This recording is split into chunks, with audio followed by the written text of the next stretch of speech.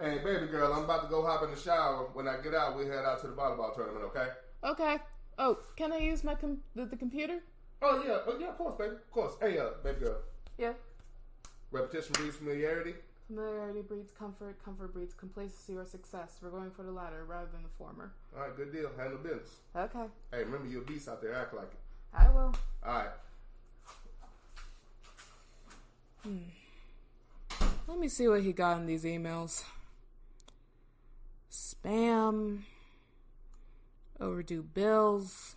Not surprised.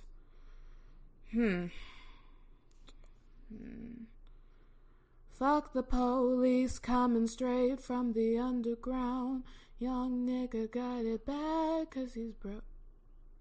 What is this? Sarah? Linda? Becky? Amber? Amy? Molly? Ginger? Heather? Karen? Oh, hell no. We are not having this. No, I don't want no Pancake Tuesdays. Oh, God, delete. No, I do not want your lemon bars, Karen. Oh, my dad's gonna get... Hey, baby girl, I'm about to go hop in the shower. Oh, man, I love the game of golf. It was a beautiful day out here today, wasn't it, baby girl?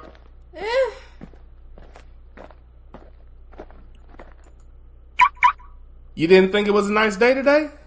Well, I am sweating all over, so... No, I didn't really think it was. Well, I mean, you got to drive the car. You got to drive the car, and it did have the hood on it, so it kept the sun off of you. Yeah, but it had no air conditioning. Well, okay, fair enough. So, we're going to get something to eat, right? Of course. Cool. And you're obviously paying, right? Always.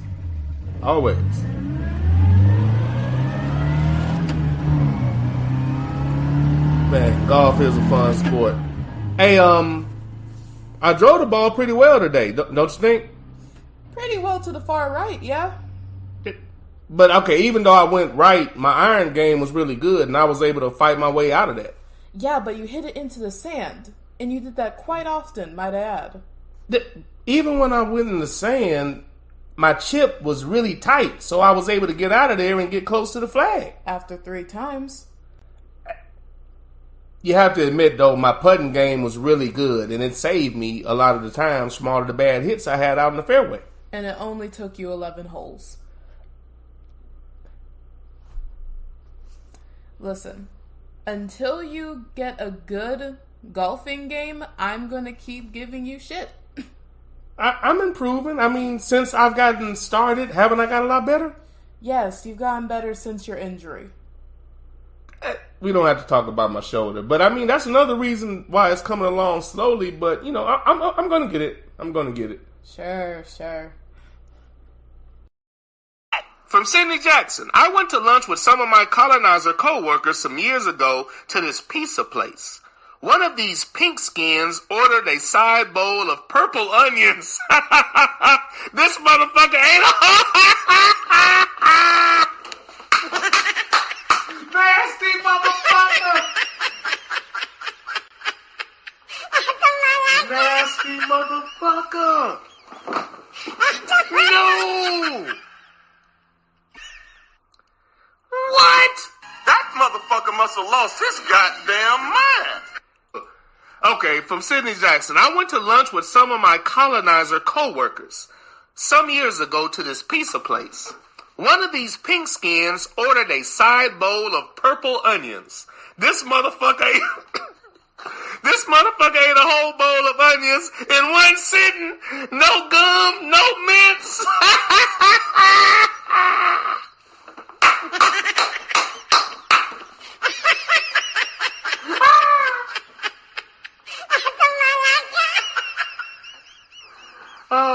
Probably speaking to you, using all types of vowels and shit. Miss Q said, I will not eat a pig foot ever. I will not eat it in a jar. I will not eat it driving far. I will not eat it on a plate. You better not buy me any other day. Oh my God. Yeah, this Yo, I'm gonna need you to screenshot that. Nice, Risky. Dr. Seuss would be proud. Nice. Oh my God.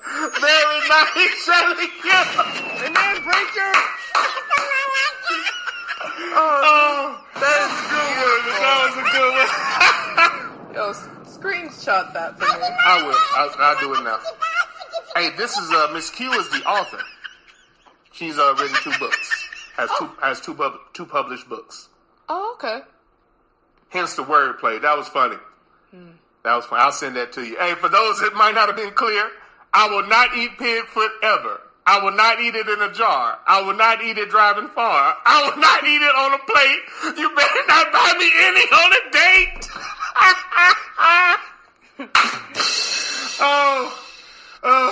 I'm sorry. Oh, Sydney Jackson. Now, Yeah. beans and sauce meat. I truly would. I've never had souse meat, so really, if I were to give an opinion on this, it'd be kind of, You would be doing it in a colonizer fashion, meaning you'd be speaking on something you know very little about. Yeah, and I'm no colonizer. I don't got that nose.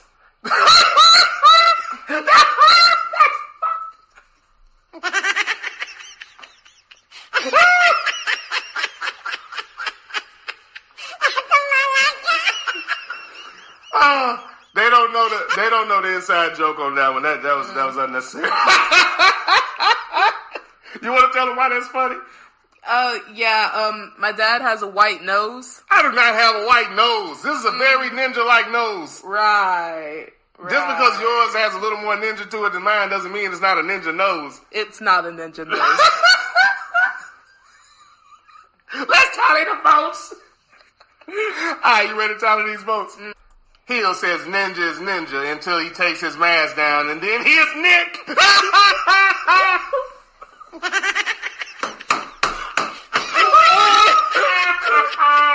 Oh my God.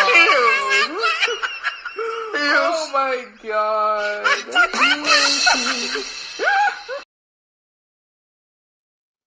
What's going on, fam? This is the Underground Railroad Show with that ninja on Spreaker.com. Quick mic check. I found an adjustment. That's what took me so long to get started. I found where I actually can adjust the mic volume. And when I ran a few tests, it did make a difference. So, y'all remember that classic cut. Hey, so if you could, I'm going to just giving you a quick mic check. I'm going to give you a quick mic check. We got one more little intro, and then we're going to get right into it, man. Thank y'all for coming aboard. I found an adjustment. The mic volume should be much better. Okay, I see a thumbs up. That's all I needed. That should be much better. That should have eliminated most of that echo and whatnot. I didn't think I could adjust it, but I finally found where you could actually adjust the mic volume. So thank you for coming aboard. This is the Underground Railroad Show. One more good skit, and we're going to get started.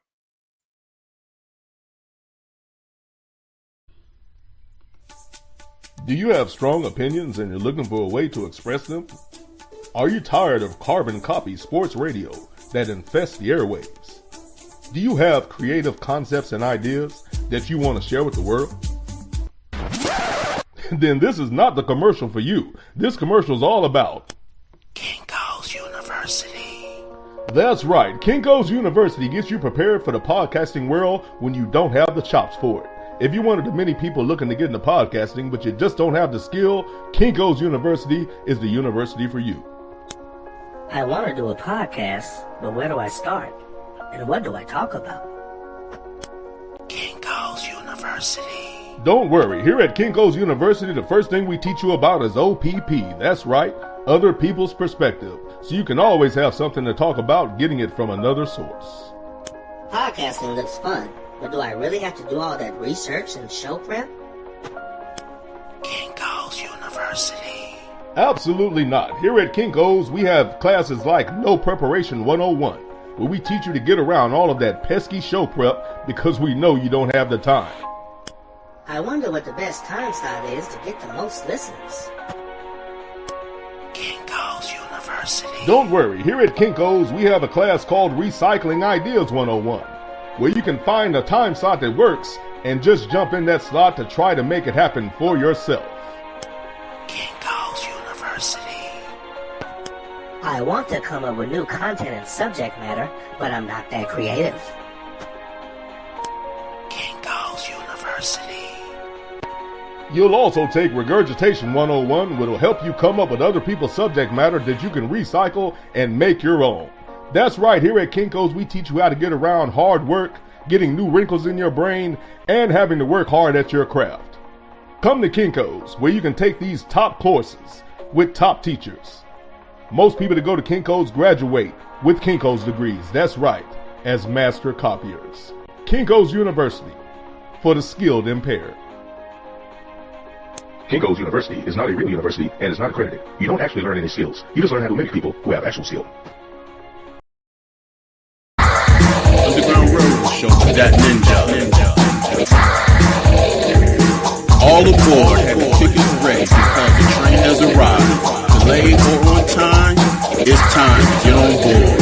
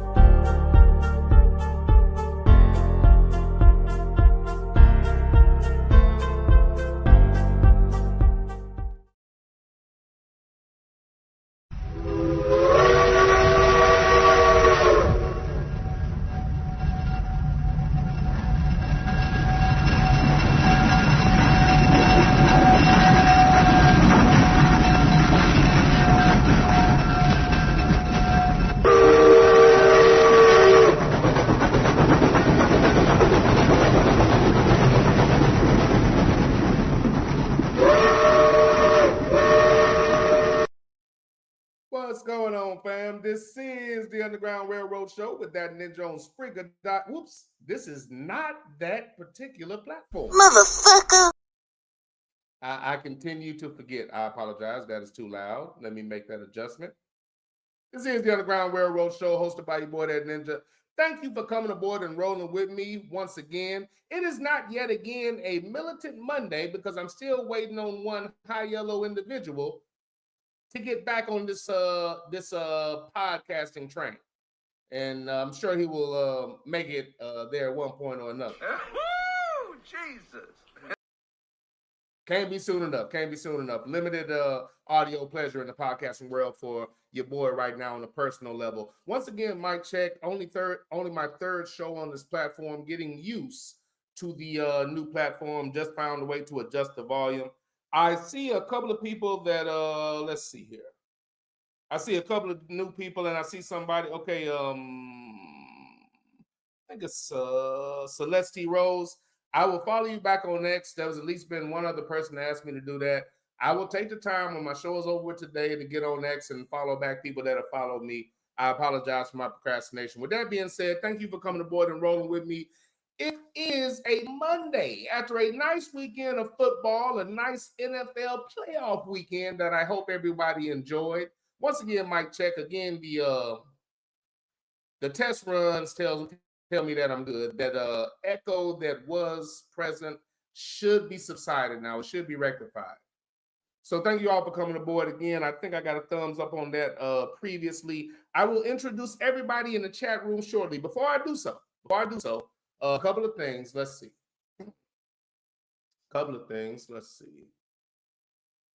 Oh, I don't have, again, all sound bites aren't together, but let me make sure. Still getting my studio together, still getting used to the platform. And again, there are some things that are gone now. That is what it is. But there are some things, that are kind of cool, kind of beneficial. And with that being said, let me give you the latest TSA update. Hello, good people. This is a PSA from TSA. You are listening to the Underground Railroad Show at Spreaker.com. I am the great TSA with my assistant, That Ninja. I'm sorry for the lack of attendance. I was busy spiking faces and beating data dominoes. TSA out. And she doesn't beat me at dominoes every time. That's a lie! That's a goddamn lie! I mean, she's on a roll. I mean, I think I'm on a 2 or 3 game losing streak. But yeah, but not all the time. Not all the time. With all that being said, y'all know baby girl is at Fist up there now, enjoying life and all of that. I'll give her a little more time, but I let her chill first semester. But every other weekend as it was before, I'll give her one. But every other weekend, at least, I'm going to put eyes on her. She's in Nashville, 2 hours away. And I don't have to take her entire day. As I said, we can grab something to eat right quick. We can go walk around. We can go bowl. Just I can put eyes on you, talk to you and all that good shit. Just make sure everything's cool. So we're going to do that this Saturday. Just as a side note, she's not talked me into, but she basically, I don't know, I guess you could call it talking into. She does, her volunteer work, which is part of the scholarship. But she does her volunteer work. And honestly, the way she is, she probably would have did it anyway. But I digress. She does her volunteer work. And I went there once. It's like at Centennial Park. They do a lot of concerts, a lot of food trucks.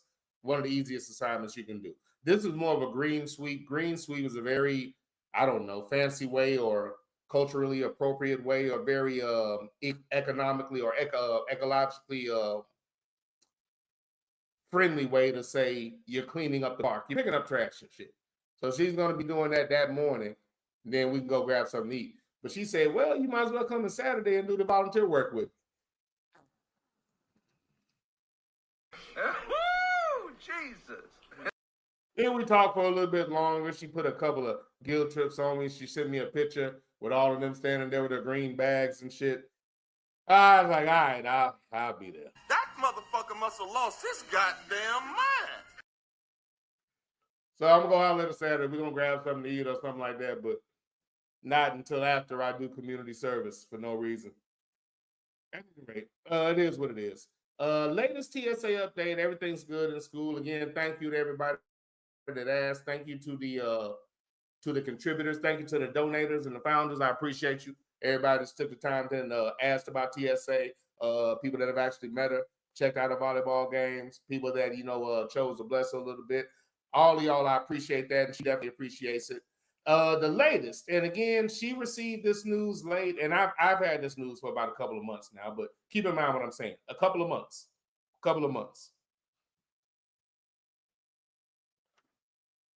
Baby girl's major, for those who don't know. Again, I've talked to some people and tried to give them the because Sluggo's he always inquires about the academics. But baby girl's major is data science. For those that were asking, her major is data science. And not this year, because this year isn't over with yet, but last year, hold on, let me make sure we're together in here. Last year, and again, I got this information late, but so did she. And so this information was late. And some people might have saw this on social media. Baby girl made the dean's list last year. I know that's very late, but she made the dean's list. And again, Sluggo in particular was asking about that. I found out when she found out. She kind of looked after the fact and was like, oh, I made the dean's list. This very casually, but baby girl made the dean's list last year. So that's the latest on baby girl, and that's how she's doing. Bomb drop to the great TSA.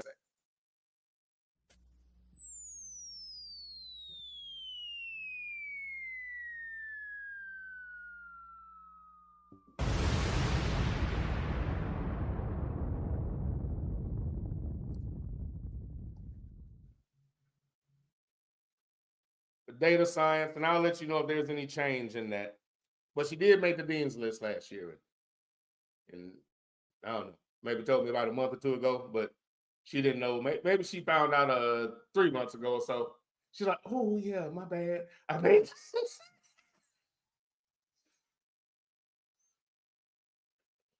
oh, my bad. I made the dean's list. So, well, thanks for being timely with that. She got that honestly. I can't say anything. Boy, if that's not me. She got that honestly. I can't say anything. She got that honesty, boy. You talk about like not thinking about relaying information and all of that. Boy.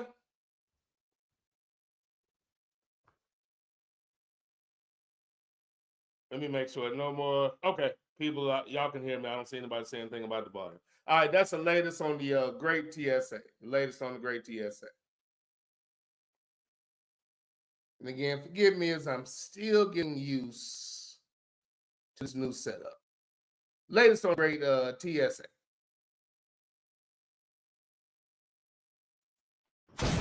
Amen, preacher. Still getting used to this setup. Okay, one more thing before we get started. Well, we're kind of started anyway. But before I get into the title is Retrospect, and I'll get into the purpose of that title and what it centers around and what I'm going to focus on concerning that title. And it'll come up during the course of speaking about certain football games and certain storylines. But looking back in retrospect is very important. I'm going to talk about the importance of that and how it's significant, especially looking at really the finale in college football and the finale or the setup for the finale in the NFL, the National Football League. But before we do that,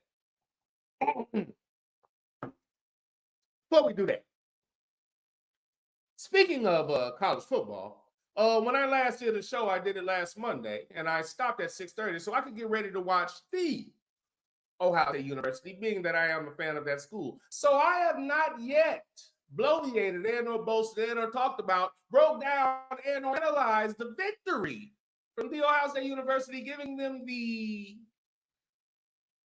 initial championship in the inaugural college football playoffs. Before I bloviate further, before I speak more on this subject matter, before I get more detailed, let's set the scene.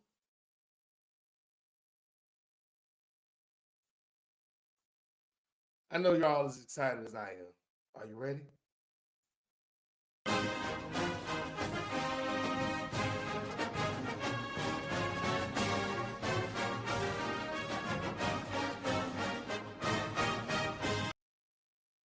I wish I could talk during the soundbite, but I can't. I haven't saturated you with this during the course of the season for a multitude of reasons, but right now, you're going to get this work.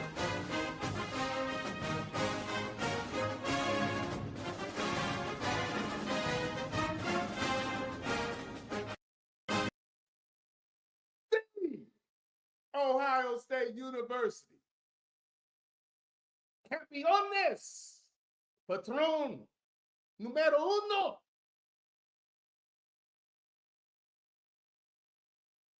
The champions of the college football world. Now, let's discuss this. I'm not just talking about it. I won't be long-winded. But what I will say, in retrospect, my thoughts haven't changed. I still completely disagree with the fact that he changed everything and brought in Chip Kelly. I'm still not a fan. I can respect what happened, but just let me be clear. What happened, I have to love it. I'm a fan. We played the best ball at the end of the year like we needed to. We didn't have an easy road in the playoffs, and we handled business. I have nothing but positives to say about the way we played during the playoffs and into the championship game. I'm good with that. But because I have a long memory, I remember the entirety of the season. I never break it down to just, there's a reason for that. Why? There's a reason. Slow down, T. There's a reason that for the entirety of the college football season, we were never consistent. We never maximized all of that talent. We never looked the way that we did during the college football playoffs. I can't discount that. I will give him credit for finally coaching, game plan, changing things up. I'll give him credit for that. But although I'm not an individual that, as I would say, gets emotional and focuses on one game. Oh, you lost to that school up north. You got to go. You can't be here. That's cute. That's emotion. As a coach, production-wise, the record, few things here and there, you can see the problems. Those can be fixed. You can keep firing people if you want to. Just look at the teams that do that constantly and tell me how good they are. I digress. Back to the point. I'm not big on that. I'm not big on, okay, you lost this game, you have to go, all of that reactionary shit, all of those cliches. I'm not big on that. I am big on having emphasis on a game that matters. That's every game, but that school up north, yes, it matters. Am I emotional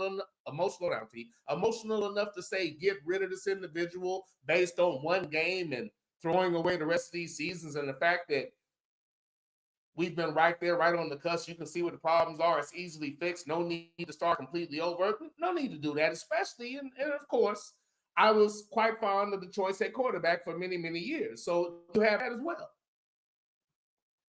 No need to change. A few tweaks, come out on the other side of some close games, and we'll accomplish our goal. So I'm not overreactionary in that regard. But what I will say, or be not overreactionary, but be very adamant about, is now when it comes to that game, just like every other game, you need to put forth your best effort. You need to get that team prepared to go out and give you everything that they have on the field. And you as a coach need to put them in a position where they can showcase their skills and talent. That is your job. But in that game, your preparation, if it hasn't been, should be completely on point and riddled with detail. And not a sleepless night, but a sleepless week or two. I will say that. My point in that is that we went into that game against that school up north and did the same old shit to the point where they literally knew everything that we were going to run. If you watch the game, I'm not talking about highlights and cliches and four-letter network or whatever other source you may watch the game from. I'm talking about watching the game. Defensively, they literally knew everything we were going to run. Point of that is that means we were predictable, which means there was no game plan. We went out there with the same shit, like a performer doing the same show for 6 years straight. We were running the same damn game plan. They were ready for it, and that's why we lost. Now, I'm glad we snapped out of it, but keeping it in perspective, he still has something to show me doing that for a season. I almost have to believe that if he didn't think highly enough of that game or didn't care about that game enough to make sure that he prepared something different and put together a game plan, I don't know what snapped in his head. If it took that for him to say, oh, after 8 or 9, maybe I should actually change it up. Maybe I should game plan. Maybe I should formulate a game plan to maximize my best players and give my quarterback an opportunity to showcase what he does well. I'm glad he got there, but I had to believe, deductive reasoning tells me there had to have been some words. Maybe Ryan Day got in the room with him. I don't know what it was, but something had to have changed. It's hard for me to believe it's just him because he had an entire season to do it and he didn't. And when it came down to the last game of the fucking year, the biggest game of the year that means everything, he had the same dry-ass game plan that they were ready for. He got out-coached. It's hard for me to believe that he's like, oh, I guess I'll coach now. Few college head coaching jobs, head coaching the NFL, that's crazy that he just figured that out. So in perspective, I'm very happy with the end result, but in retrospect, I don't take back how I felt about him coming in because it shouldn't have taken you an entire season to say, maybe I should use some of this talent. We'll see what happens next year. I know there's speculation, and I'll even address that right now. The speculation about, hold on, let me make sure I'm not tripping here. No, I didn't bother with that. The speculation about,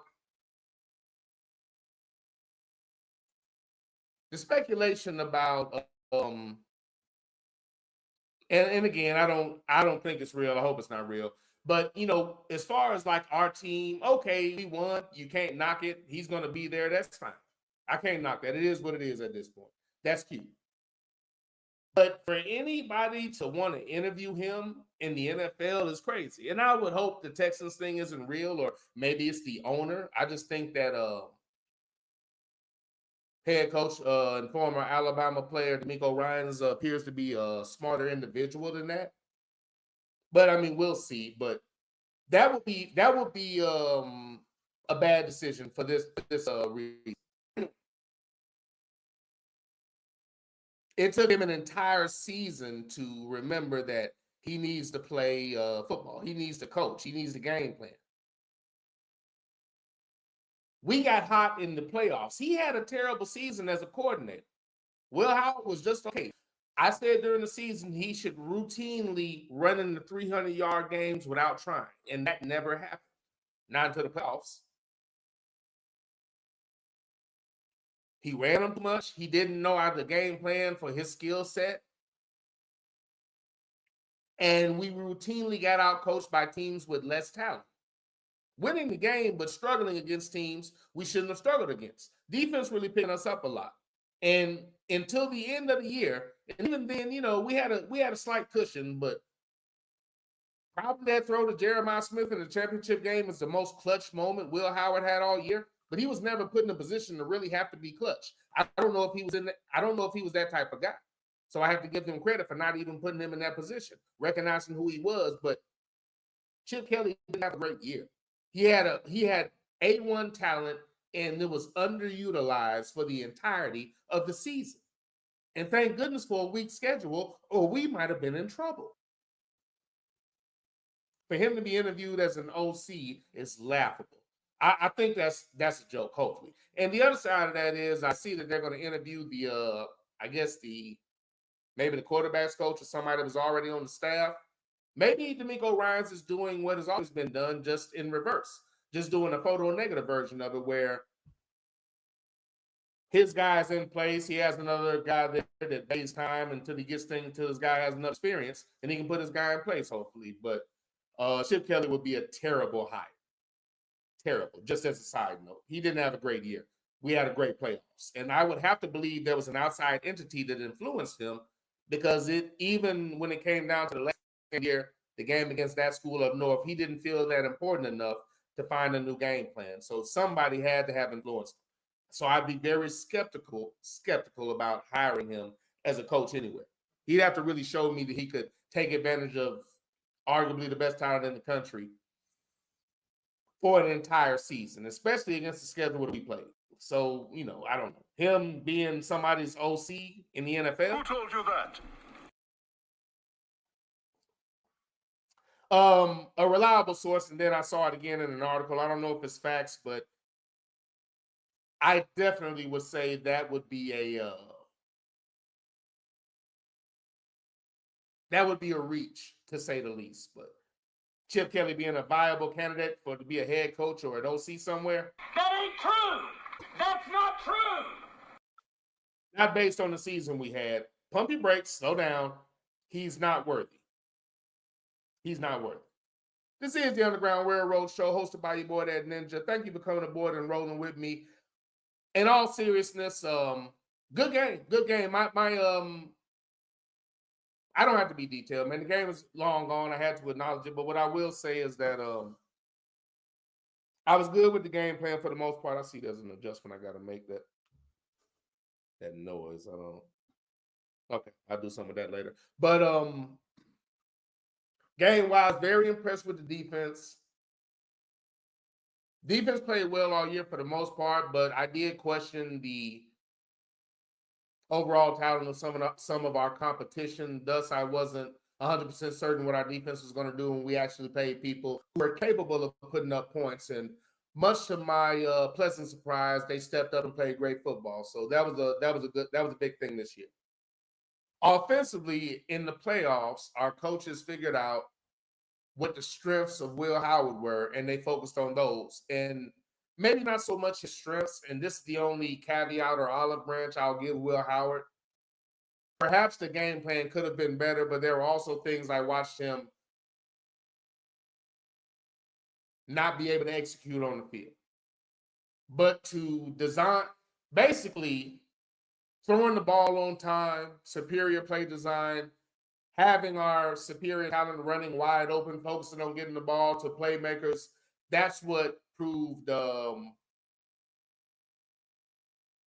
successful for us in the playoffs. It took the entire year to figure it out, but that's what worked for us. So great job in the playoffs. Hopefully we can continue that for many years to come, especially considering the direction we're going to go in quarterback. We're not going to go dynamic as far as quarterback play. We're going to go, middle of the road to a degree. And it's going to be surrounded by talent, and hopefully we can make that work. But that's the direction that we appear to be going in as a team. That's the only thing that bothers me. I'm going to enjoy this. I'm going to celebrate it. I'm going to talk shit for a year. Great job, great playoff run. And keep in mind, and let me throw out a BS four-letter network type of stat.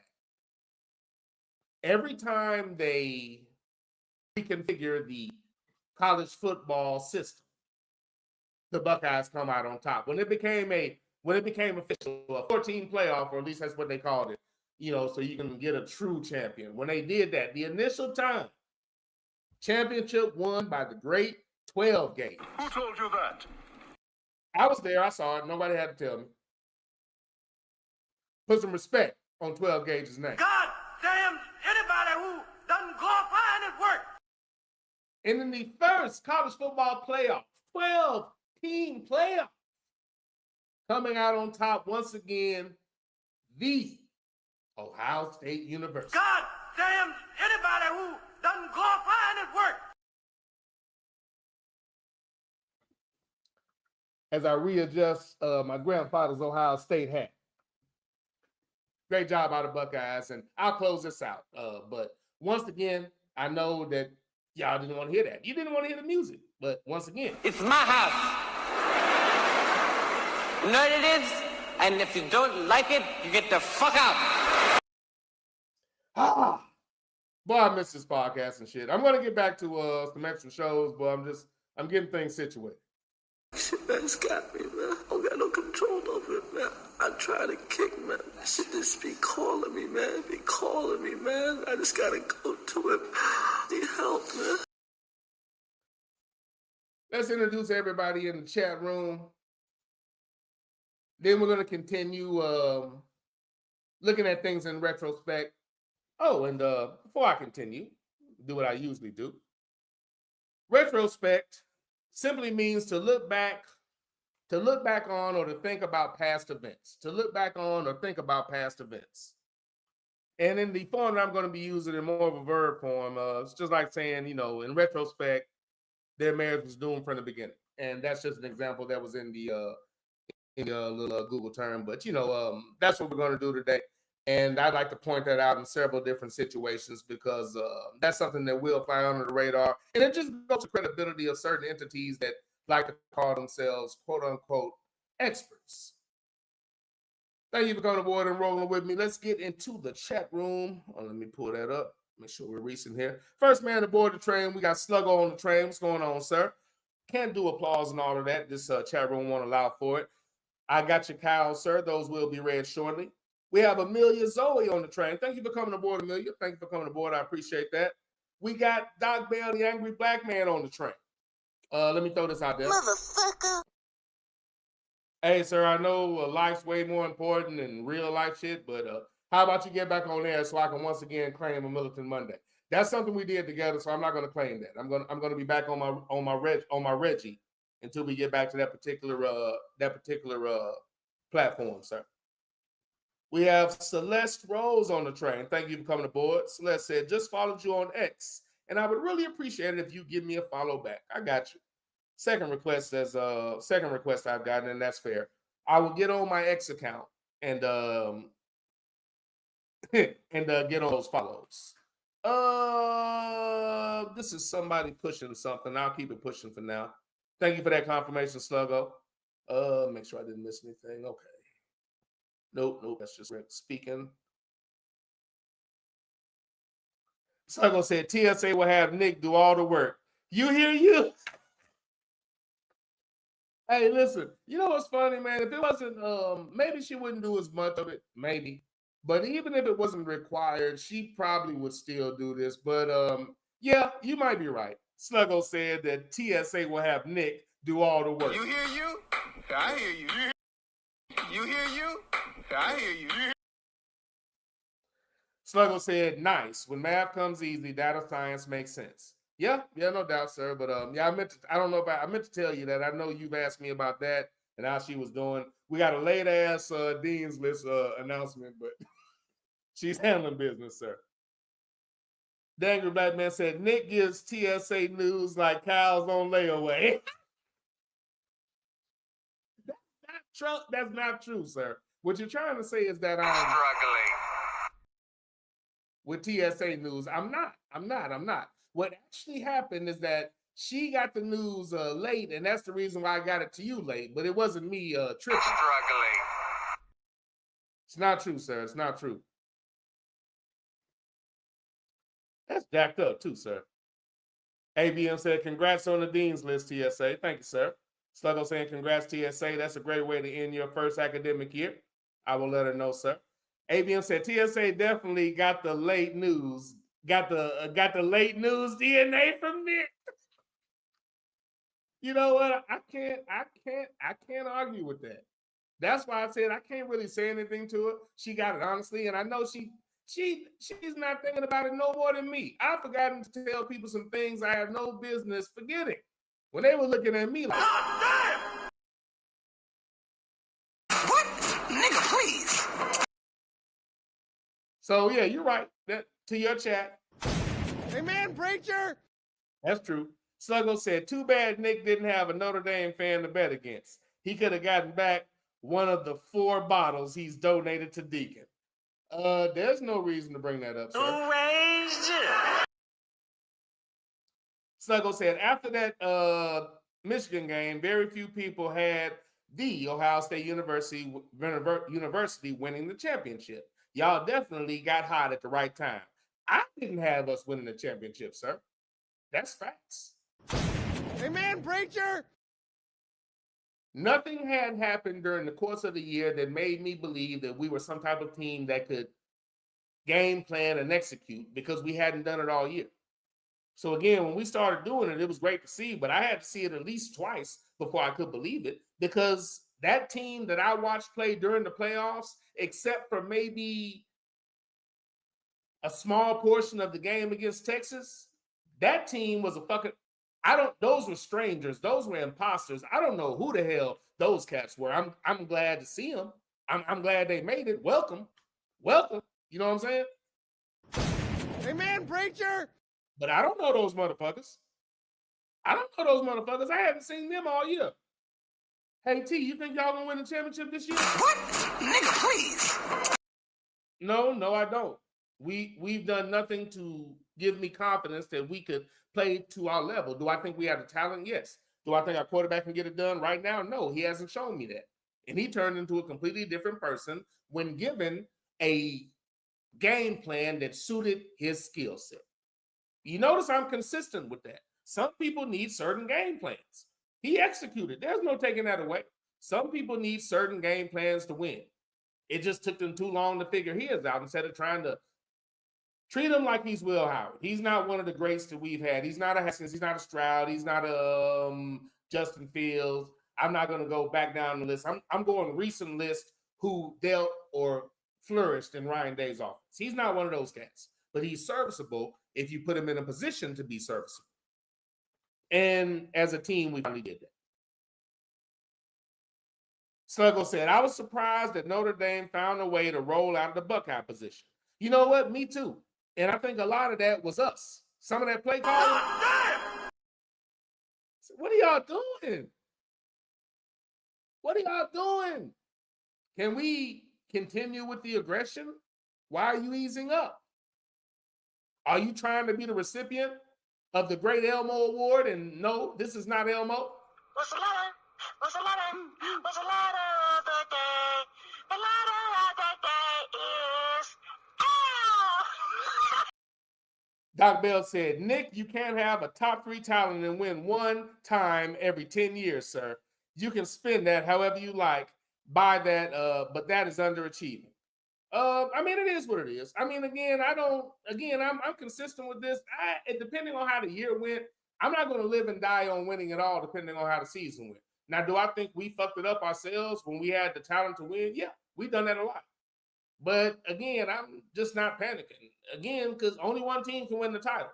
So if that attitude is consistent with every team that has that type of talent, okay. And from you, okay, I can accept that. But but when the team's competitive, we go through a good season and just to put out in the end, I'm not really tripping. A lot of those years you're dealing with a college system where you don't even have an opportunity to play. That year we won in the 14 playoff, nobody thought we was going to win. I didn't think we win this time. So, I mean, it is what it is. But That's cute, but what I know is that I do believe we just won the championship. So I'm good at the moment, sir. But I feel you. But yeah, underachieving, I don't deny that. I don't deny that. But again, should he have been fired over articles and emotion? No, that's goofy. Again, I'm consistent with that. I think it's dumb. They just focus on certain people or panic this game, that game. Oh, he has to be fired. Really? Okay, that's cute. Who's coming in and what are they going to do? And again, you have to understand my point of view. When we have one of the very few Big Ten teams that are using a complete quarterback, what are the odds we're going to get another coach that's open-minded and going to continue that? What are the odds we're going to get a coach that's going to play somebody he likes no matter how good he is or how good he isn't? We've watched it every year at Penn State, Notre Dame, multiple other schools. I'm definitely not in a hurry to change coaches. And I don't have any confidence they're going to go get a Freeman. I don't have any confidence they're going to go get a lot of these, a Loxley type of coach. Mike Loxley would have a field day with our talent.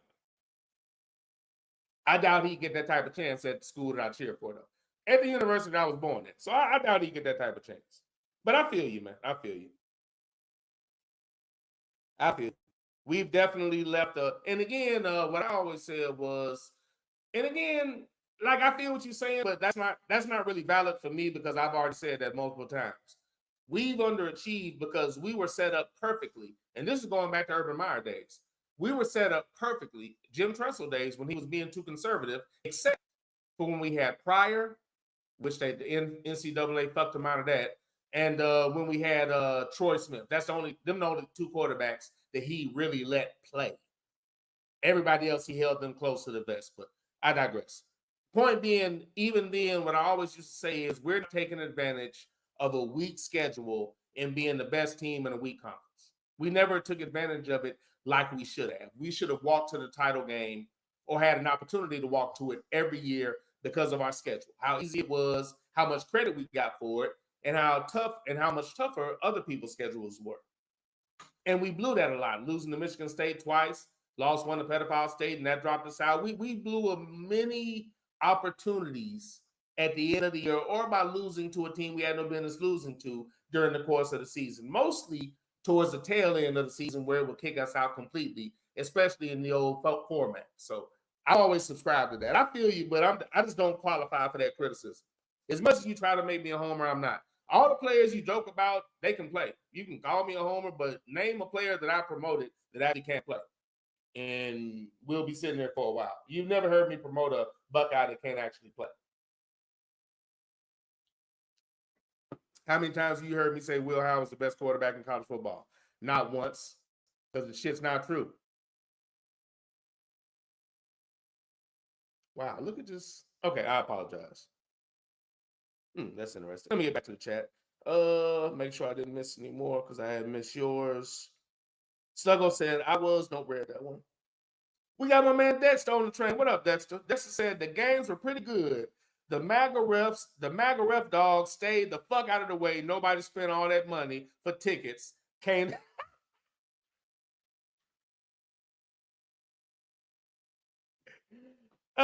said the games were pretty good and the MAGA ref dogs stayed the fuck out of the way. Nobody spent all that money on tickets to come and see you, Otis. Sir, let me bomb drop you. Nobody came to see them. Nobody.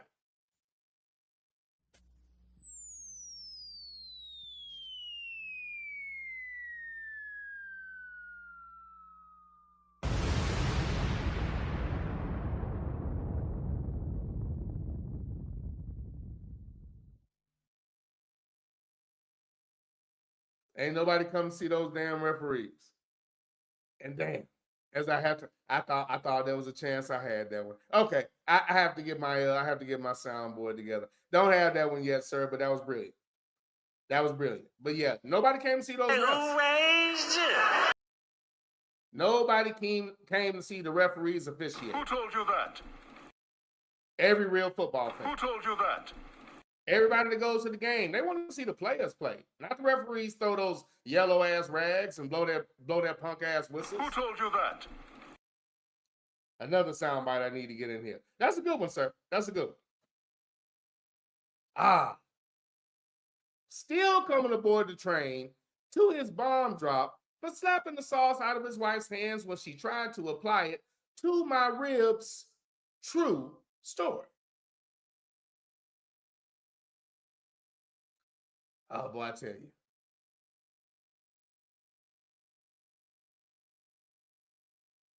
Getting used to this damn soundboard is a bitch. Oh, you almost had it. You gotta be quicker than that. Not there yet, but we'll get there.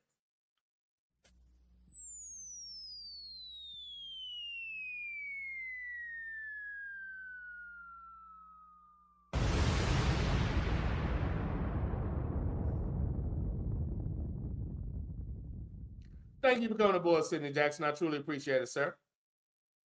Sidney said, I forgot this place is censored. Gotta adjust my language. Sidney said, Notre Dame running that prehistoric leather helmet YA tittle offense.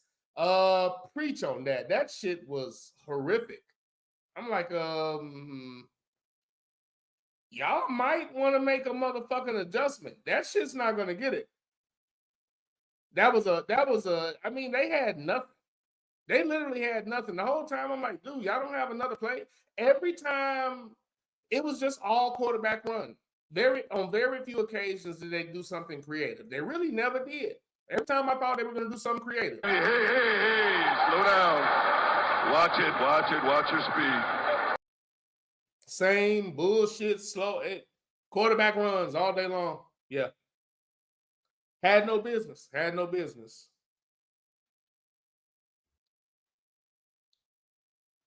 I apologize. My sister texted me right quick. No problem, sis. I apologize. Lack of professionalism right there. Could have just did that without telling y'all, but fuck it. Where we at? We got my man Jungle Brother on the train. What's going on, sir? Sluggo said they got the AI police up in here. That's hysterical. Yeah, that's what I hear. Sluggo said, losing to your biggest rival year after year will inflict an emotional response for many fans. I get that. I'm just not one to panic. I'm consistent on that, man. I'm just panicking over one game. I get it. Oh, it's a rivalry. You can't do that. You can't do that. Okay, that's real cute. It depends. And again, if I was a casual fan, I might believe that. But since I'm a nutcase that watches the whole season and sits down and watches the games, I remember how it went. I remember, if your team's competitive enough. If it's a play here or there, if it's a slight adjustments, if it's a matter of, if you're winning and you just let off the gas, that's not a big adjustment. Just keep fucking playing. If the game plan works and you just slow down, that's not a big adjustment.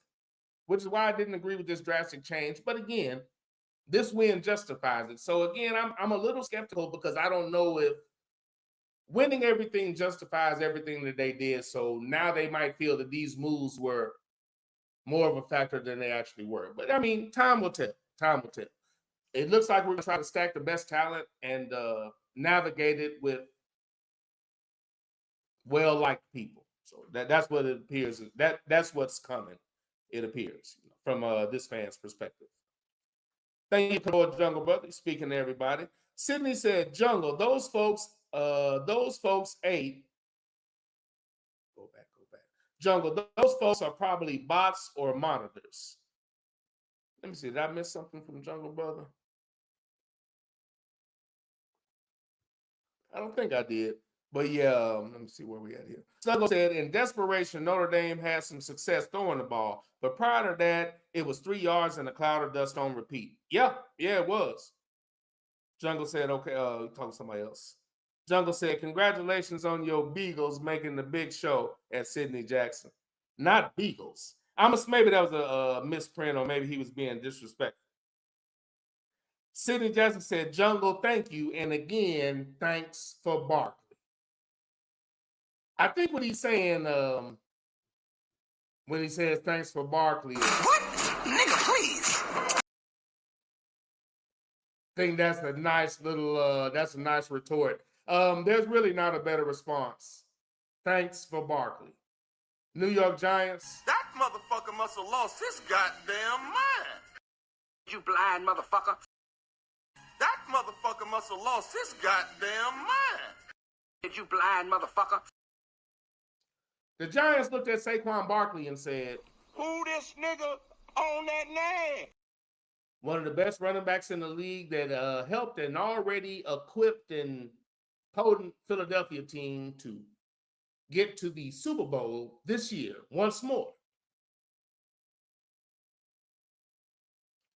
And it was light work for him because even with being that close to breaking the rushing record, going over 2,000 yards, when you don't have to carry the entire offense, the load is so much lighter. And for all the commentary and the media now, okay, let's go. But fuck it. Since you brought it up, let's go ahead and talk about it. Saquon Barkley. In retrospect,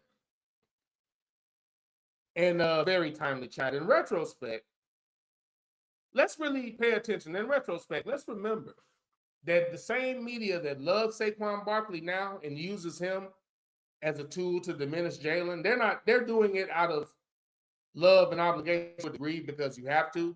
But part of that is just a way to pretend like it's just all him. They're not talking about everybody like, oh, Saquon and Jalen, like what a combination.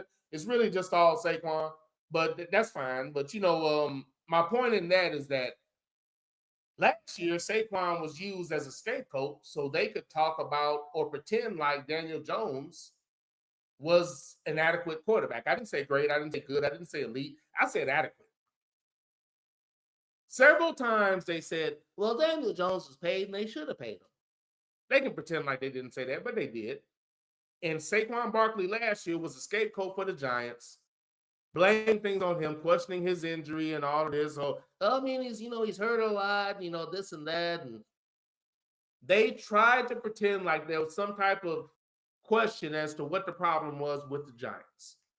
Any real journalist would have said, why are you playing a quarterback that has shown you nothing and playing hardball with the only consistent thing that you have, somebody that's led the league in rushing in the top 3 to 5 every year, despite the fact that every defense only has to stop him because they don't have to worry about that garbage quarterback who should not have been taken before Dwayne Haskins. I remember that draft. In retrospect, I don't need retrospect. I knew it was stupid when they did that.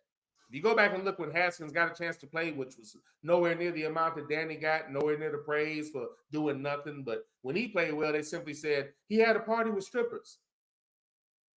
Or Rivera, I just don't like his attitude. One game, some bitch was saying he was, adjusting his music on his headphones and the coaches were just looking at him. And depending on how stupid you are, it's pretty obvious what they were doing, but I digress. But in retrospect, nobody that knows anything about football could have believed that, but that's what they tried to push. And so I'm a little annoyed this year when they come back and try to pretend. He's always been this guy. But when it was convenient and you didn't want to criticize Daniel Jones, you criticized this ninja, but now you love him? In retrospect, just jumping into something that has nothing to do with this. Russell Wilson, you didn't like that ninja when he was in Denver. You hated his ass. But when it was time to put Fields on the bench, goddamn, you love us. That's funny how that works. You didn't like him in the free agency because Kirk Cousins was better than him with a blown Achilles. You like certain people when it's convenient to shit on others. That's real funny. But Saquon's always been a beast. But I only noticed that shit this year is kind of stupid. It's hard to run for 2,000 when you have no quarterback. Daniel Jones and Jalen Hurts are not alike, but you motherfuckers would never admit that. If the way y'all talk about Jalen, if Daniel Jones was the average ass person you try to make Jalen out to be, the Giants could have been successful. If what Jalen's doing is average, Daniel Jones held that team back. And as a clear quarterback, got let go, got benched, put at the bottom of the damn depth chart, and then released.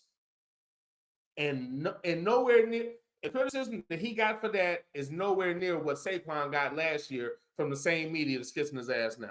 With all that being said, Saquon Barkley, absolute beast. The Giants, in retrospect, you out of your fucking mind, but anybody with common sense knew that. But make no mistake about it, with all the people talking about him now, there were a lot of people co-signing that media bullshit, saying that average, he stays hurt, he isn't that good, blaming him for the Giants' problems. And when anybody that was watching football with maybe one eye open, half sleep every now and again with no bet. But mainstream media, blind motherfucker. It's real cute how you try to dress it up. It's amazing. So what, did he just learn how to play this year? Y'all didn't like him last year. It's amazing how you're kissing his ass now. You just can't say, wow, Jalen Hurts, a proven quarterback, now has a proven running back. This should make life easier or make them even deadlier. You just can't say that, can you? This man got to show out to get any credit. You blind motherfucker. I digress. But in retrospect, everybody knew that was a stupid move. Everybody knew that was a stupid move.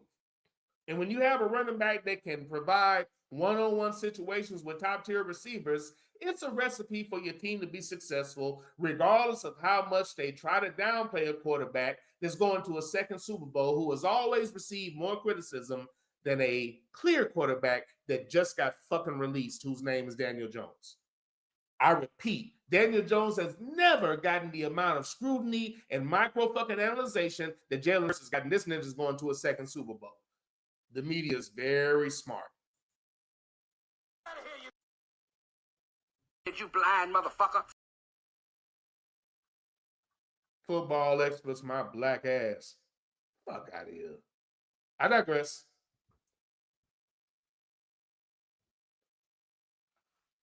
While we're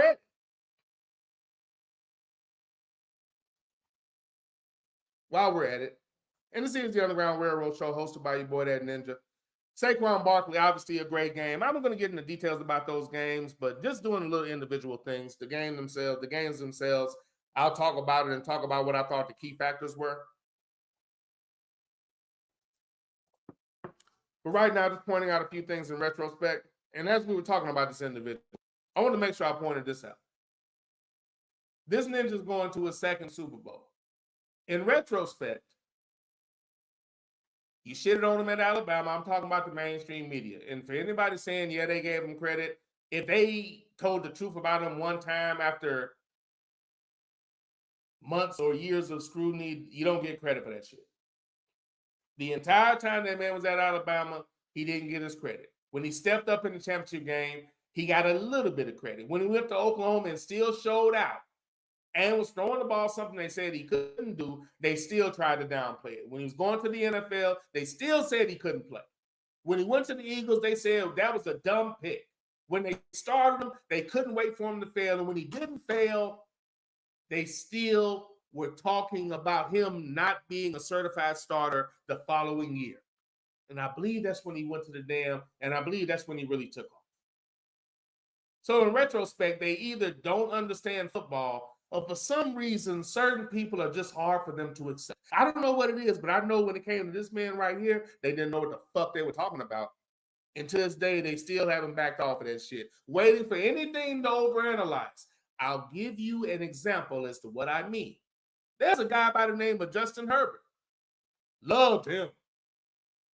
Justin Herbert was a weak link on a team that had everything. They fired Anthony Lynn, punctured Tyrod Taylor's lungs, started Herbert, brought in a coach that never really done anything, but they loved him.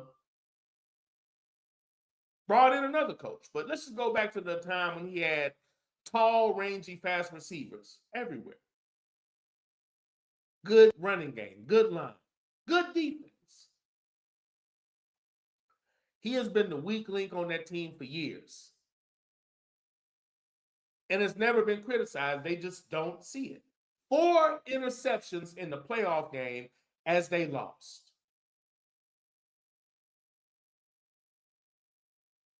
No.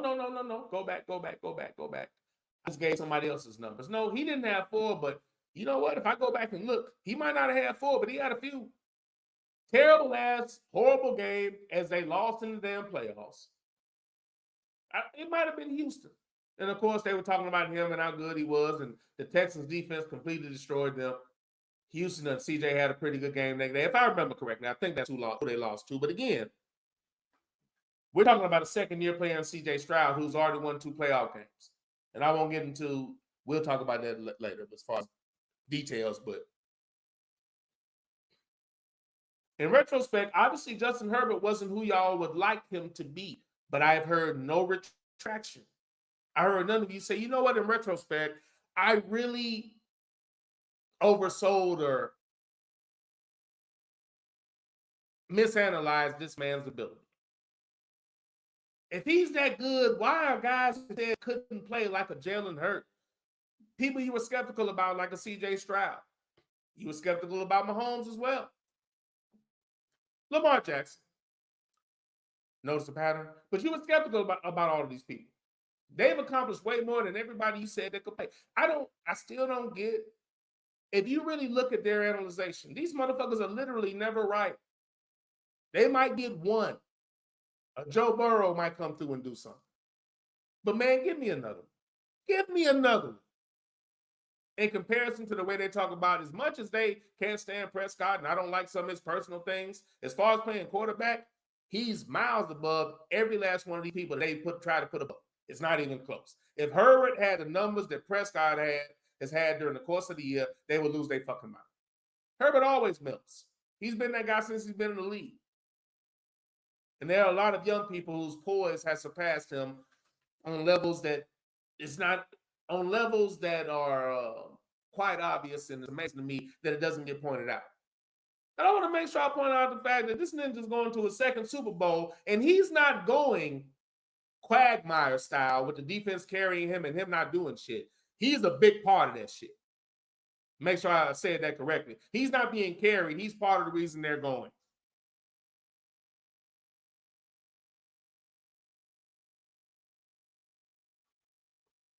That's one hell of an accomplishment for a quarterback that they didn't give any credit to, and to this day, they're still talking shit about. You blind motherfucker. Once again, he's received more criticism than Daniel Jones ever has. And as a clear quarterback, that man got dropped and let go by a team. That doesn't happen as a clear person unless you really suck. If you disagree with that, then you live in a much nicer world than the motherfucking world I see every day. Have fun with that.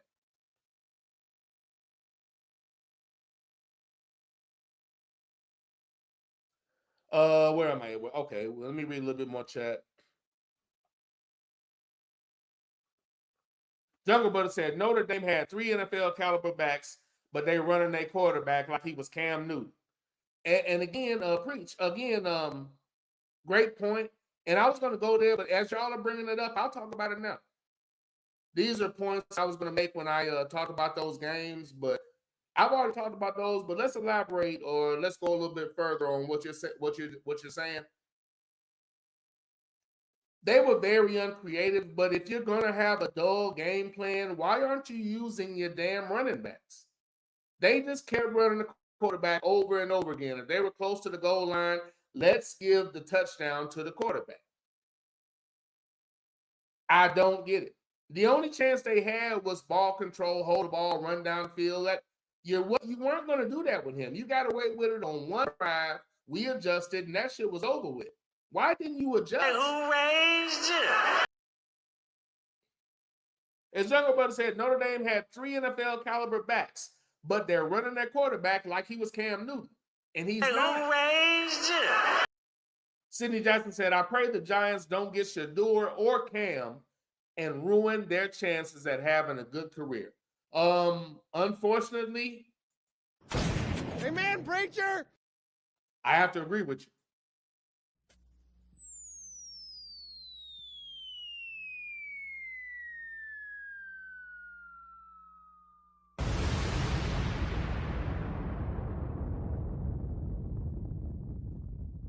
The Giants are a Club Nick type of guy.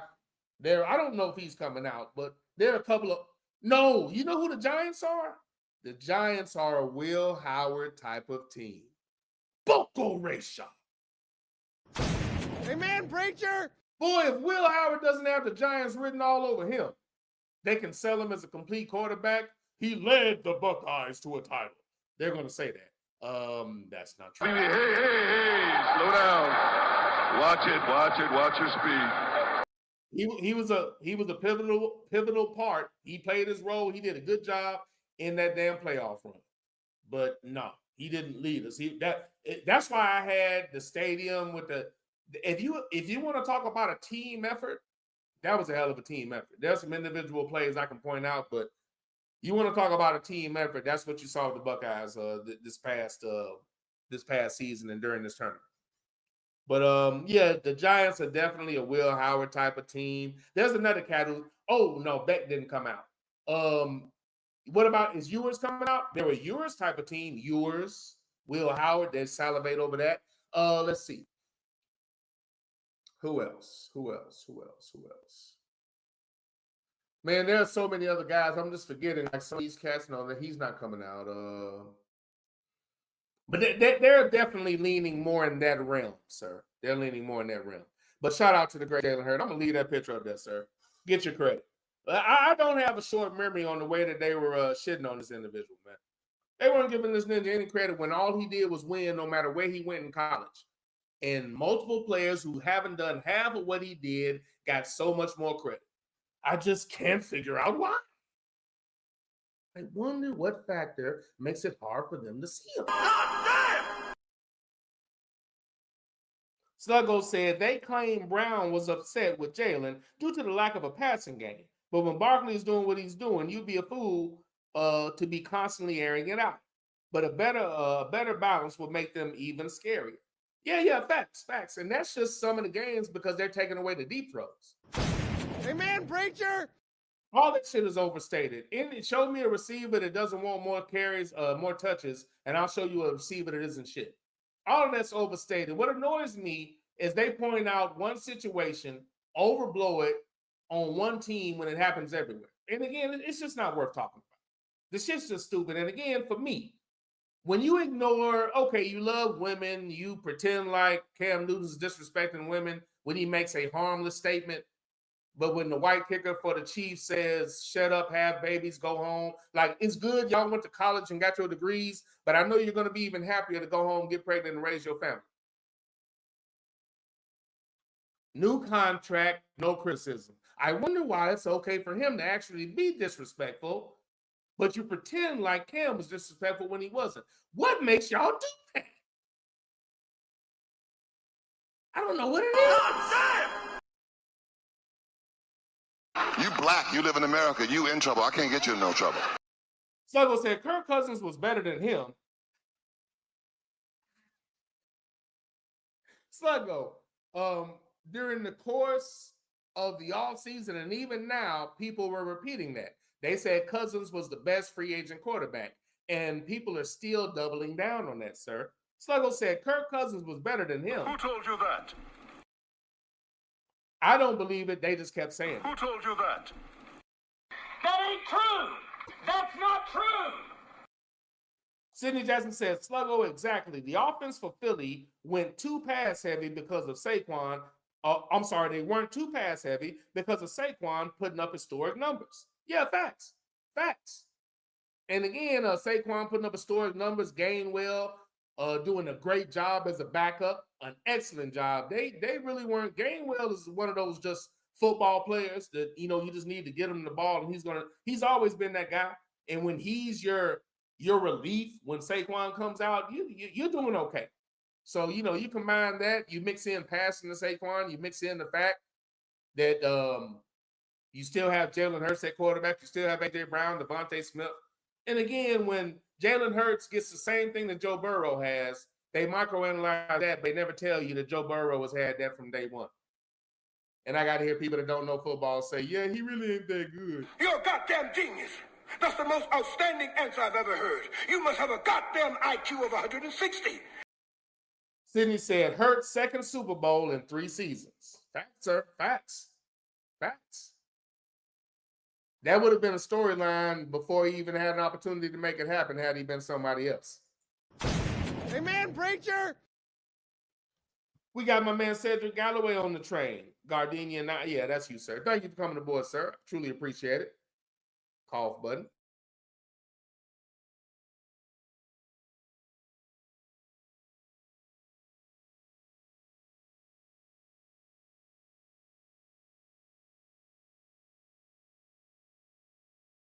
Okay, I need to put a cough button in my soundboard as well.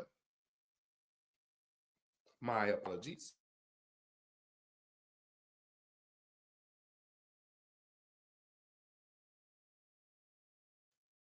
All right, now we good.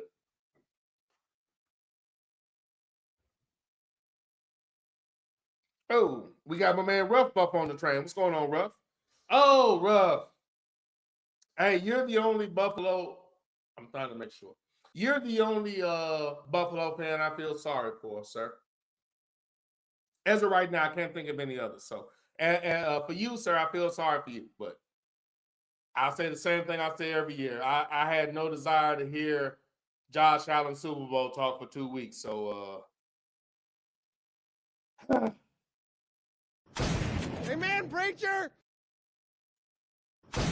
Amen, preacher. I had no desire to hear that, sir. So, I'm not too mad at the results. Not too mad at all. God damn anybody who doesn't glorify his work.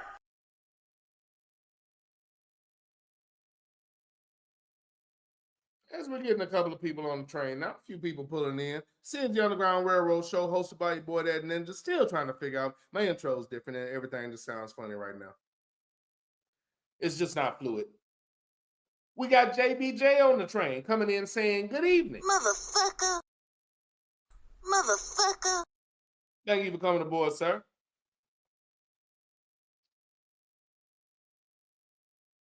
Jungle Brother said, I wouldn't trust Shador or Cam with Brian Dabo. Yeah, I you know what? I'll throw a bone. If he actually wants them to be successful, I think they could. I don't think he's a bad OC. I think Daniel Jones sucks that much. I don't trust the Giants as an organization. I don't know if that's what they want.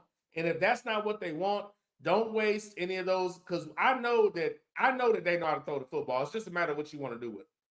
But I don't need them throwing away another career that on somebody they're not really interested in. So just go get somebody you want. Just go get the guy you want. And that team's going to want somebody else. If not, I'd be shocked. Jungle Butter said, no comment on the front office getting rid of Barkley, except why are they still employed? Yeah, that's about all you can say. Motherfucker. Front office said, Who this nigga on that name? Chat room not up to par yet, but JBJ said, Bunko race shot. Woo! Jesus.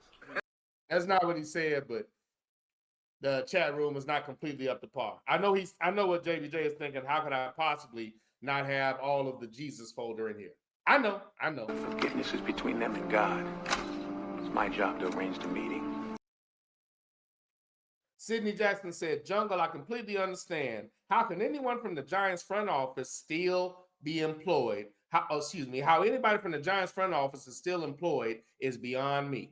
Yeah. They tried to show a little tape today, like they like as if they didn't have a real choice. You know what I'm saying? Y'all should have been begging him and saying, thank you for being here and being patient. Here's your money. I apologize. Y'all fucked up by not. Okay, at any rate, he proven his worth. And the organization, along with the media last year, tried to act like he didn't. And now y'all love him. Okay. Last year, I remember the attitude. Who this nigga on that name? Do you think, though, you love him? I'm sure you do. Now moving on. All right, since we caught up with the chat,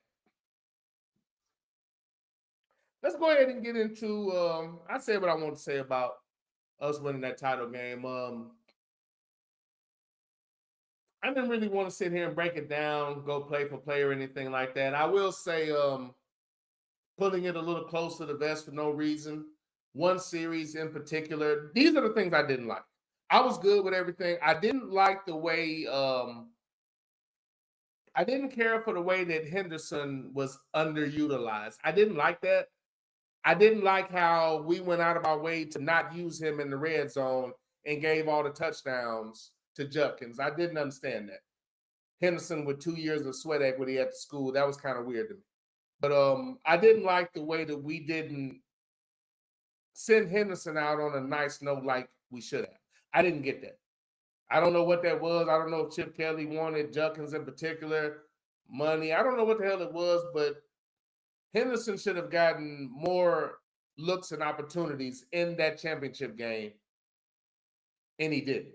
And he definitely should have got more opportunities to at least get one of those red zone touchdowns. I did not understand that. Didn't understand that, didn't like that. When we were backing off and becoming conservative, there were three straight plays we ran Will Howard. Again, why weren't you, again, that's 3 carries Trayvon Henderson could have had. I don't understand. That motherfucker must have lost his goddamn mind. Didn't make any sense to me. Didn't make any sense to me. For that, Big Bone Kelly. Man, you sorry. I didn't like the disrespect of Trayvon Henderson. And a few too many little quarterback runs, like that one series, those 3 runs, that really bothered me. That was an ugly point in the game. Just no reason to allow that to look like it was competitive against a team that, and again, we put ourselves in that position by fucking up for 2 straight possessions, a few calls that I thought were very questionable as far as defensive back penalties. I'm like, really? With this non-throwing quarterback, you're chucking flags like he's accurate? But okay. But we put ourselves in that position by not playing football. So that I didn't like, and I didn't like the lack of respect in my eyes for Trayvon Henderson. I didn't like that. Other than that, I mean, good game. Good game. Good execution, handle business. You set up a game plan that allowed Will Howard to look good. I'll tell you something else I don't like after the fact. I don't like the media. And again, without listening to the audio, I can look at them and see the pictures and who they always interview and look at the cameras. I don't like them trying to paint it like Will Howard and Sawyer led us to a title, as if they were the main cogs. This is one of the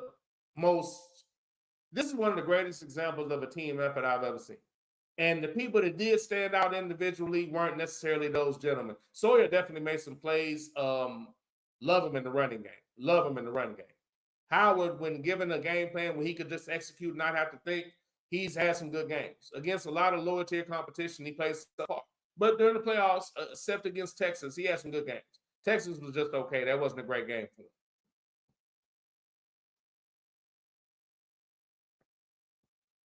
But if you talk about our offense and you don't mention really the way they were used, it's hard to say. But for me, if you don't bring up that O-line, if you don't bring up both running backs, but you have to bring up Jeremiah Smith. The way we ran the offense, you have to bring him up because it allowed an okay quarterback to always have a target because he wasn't guarded. And a lot of teams weren't smart enough to double team him.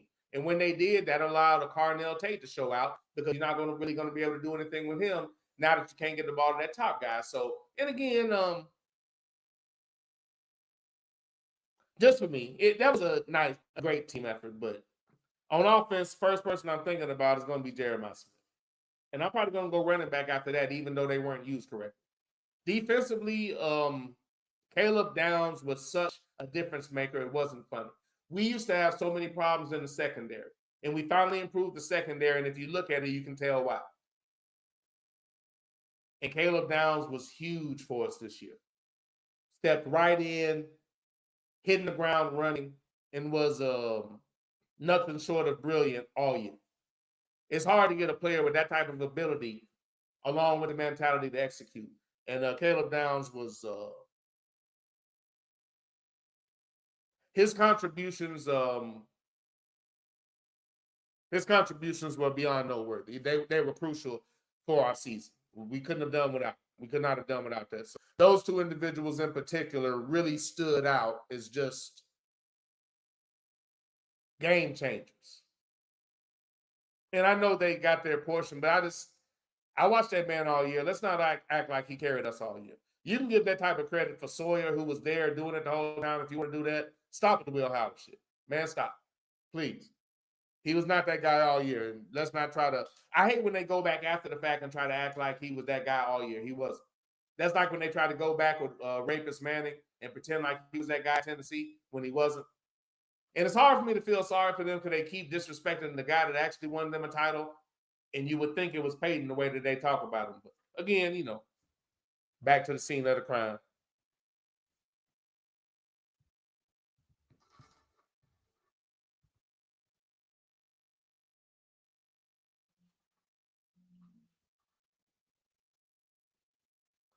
JBJ said the Giants front office. I'm sorry. The Giants front office. Man, you sorry. Man, you sorry. And they are. They are. And again, soundboard, not all the way up to par, but yeah, the Giants front office, man. It was interesting. And again, I actually thought I might have that one too. I don't. Again, getting the soundboard together, but as you request these sound bites, sir, it's going to help. But yeah, this is just a completely, boy, there are so many things about that old platform that I miss. But you're right, JBJ. Motherfuckers is selfish as fuck. Motherfuckers is selfish as fuck. Motherfuckers is selfish as fuck. I see you paying attention to what I have. I see what you're doing now. But, good season overall. My final thoughts on that game. That's it. That's it. We'll see what happens next year. Apparently, Julian Sands is going to be given the job. He doesn't have to work for it, which is why Aaron Nolan left. I just wish he would. There are so many teams, Notre Dame, Penn State, they should have been screaming and begging for him to come there. And they would both be the difference in the teams that they would be next year. But Notre Dame and Penn State are right there. They just need a quarterback. You got Aaron Nolan right there, and he's going to a team that already has one. It's just crazy to me. Those programs are choosing to do that, and we got away with that shit this year. But anyway, it is what it is. It is what it is. See the Underground Railroad Show hosted by your boy, that Ninja. Let's go here. Let's go ahead and get into the NFL games that were. Let me give you my thoughts on those games.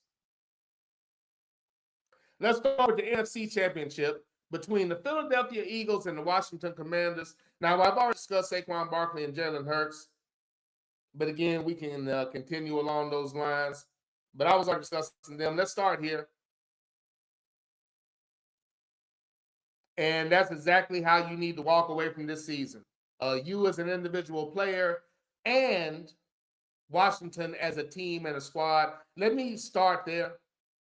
Washington as a team and a squad. And excellent season. Excellent season. Before I even talk about the game, excellent season. In retrospect, I did not think the Giants were going to do that. I'm sorry. Washington was going to do that at all. I was very happy with their pick at quarterback. That was a brilliant pick. I wasn't worried about Jaden Daniels. I was worried about Washington as an organization. I wasn't concerned about Dan Quinn's ability to coach defense, even though the Cowboys at the end of that season had a terrible showing in the playoff game defensively. But as far as that season went, he did a great job.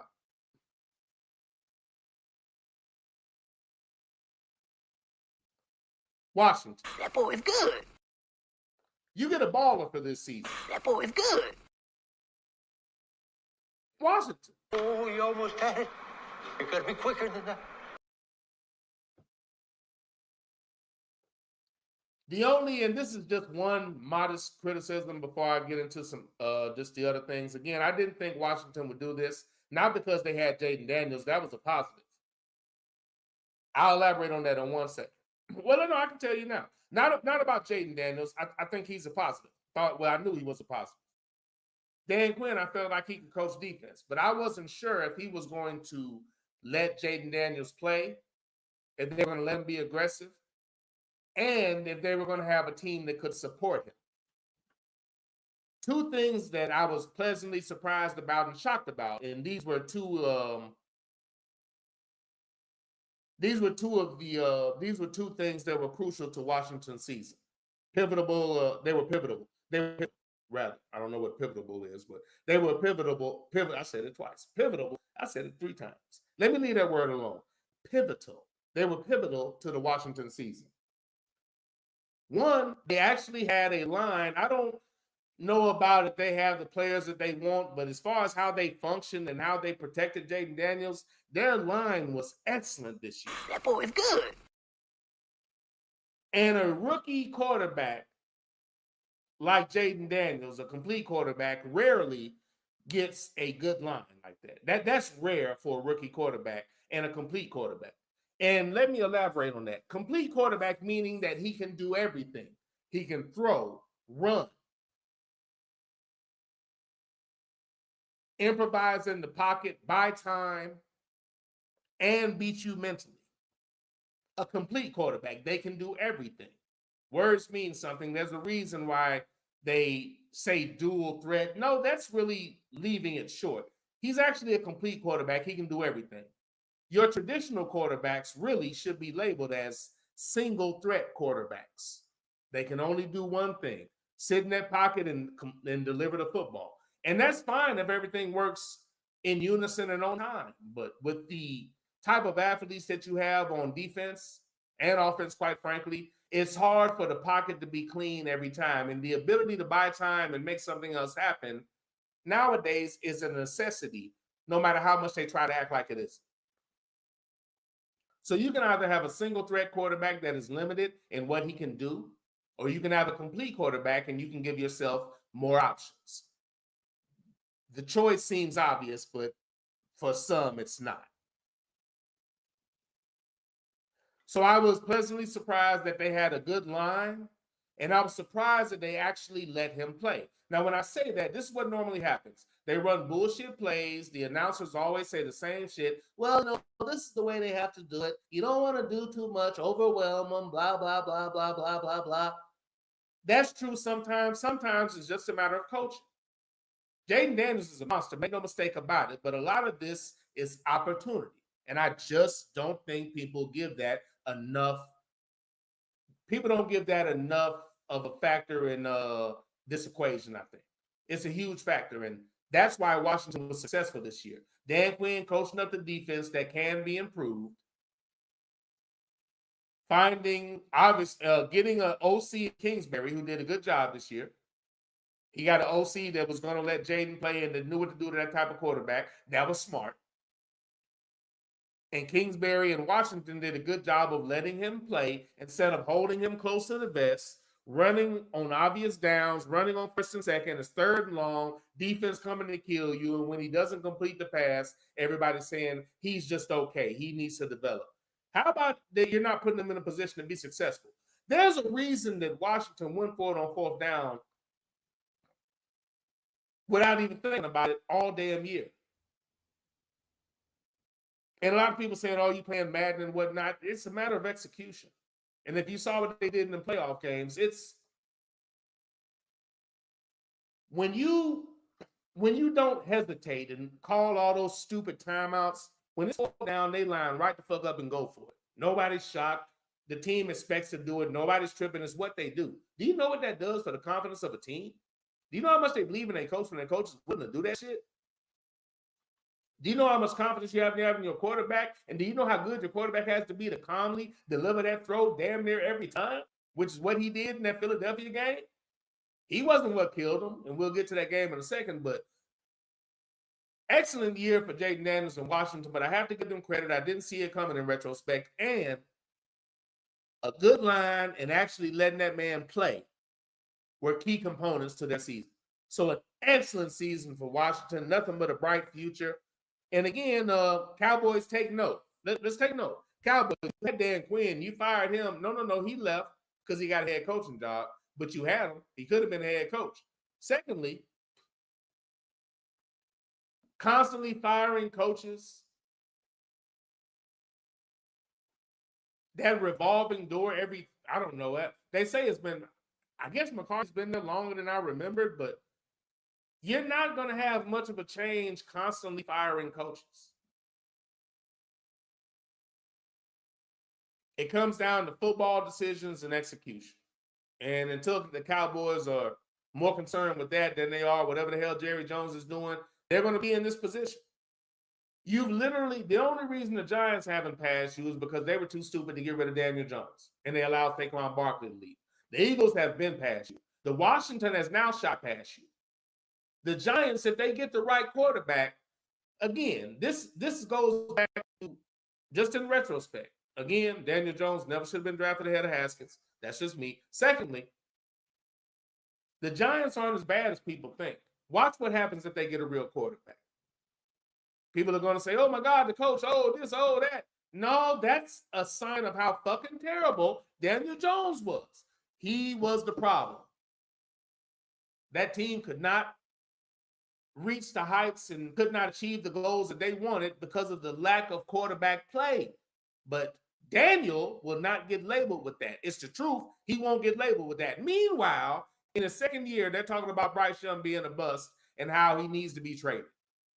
They've never said that about Daniel Jones after having multiple years to prove himself on a good team. Who knows what the reason is? I can't figure it out. Must be something. I'll do some research and maybe I can find out. You black, you live in America, you in trouble. I can't get you in no trouble. So props to Washington. That's one hell of a year. I did not see that coming. Credit to you.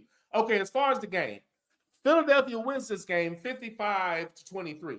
From my observations, turnovers kill. What's interesting in this game is that Jaden Daniels did nothing to hurt his team. He was the rookie, but you wouldn't be able to tell from the game. Without those turnovers, I think the game would have been more exciting. I think Philly probably still would have won, but this shit would have been much closer and maybe could have went a different way. Definitely could have went a different way without 3 turnovers from Washington, if I remember correctly. Those killed Washington because Philly was not turning the ball over and not making those mistakes. The lack of a running game for Washington, and having a hard time getting the running game going with turnovers and the score getting behind, the score getting away from them. But lack of a productive running game. Again, your running game was your quarterback who had 48 yards on 6 carries and a touchdown, Mr. Jaden Daniels, who was also 29 for 48, 255 yards, 1 touchdown, 1 pick, sacked 3 times, did not give up a fumble. But they had nothing by way of a running game. That was a huge problem.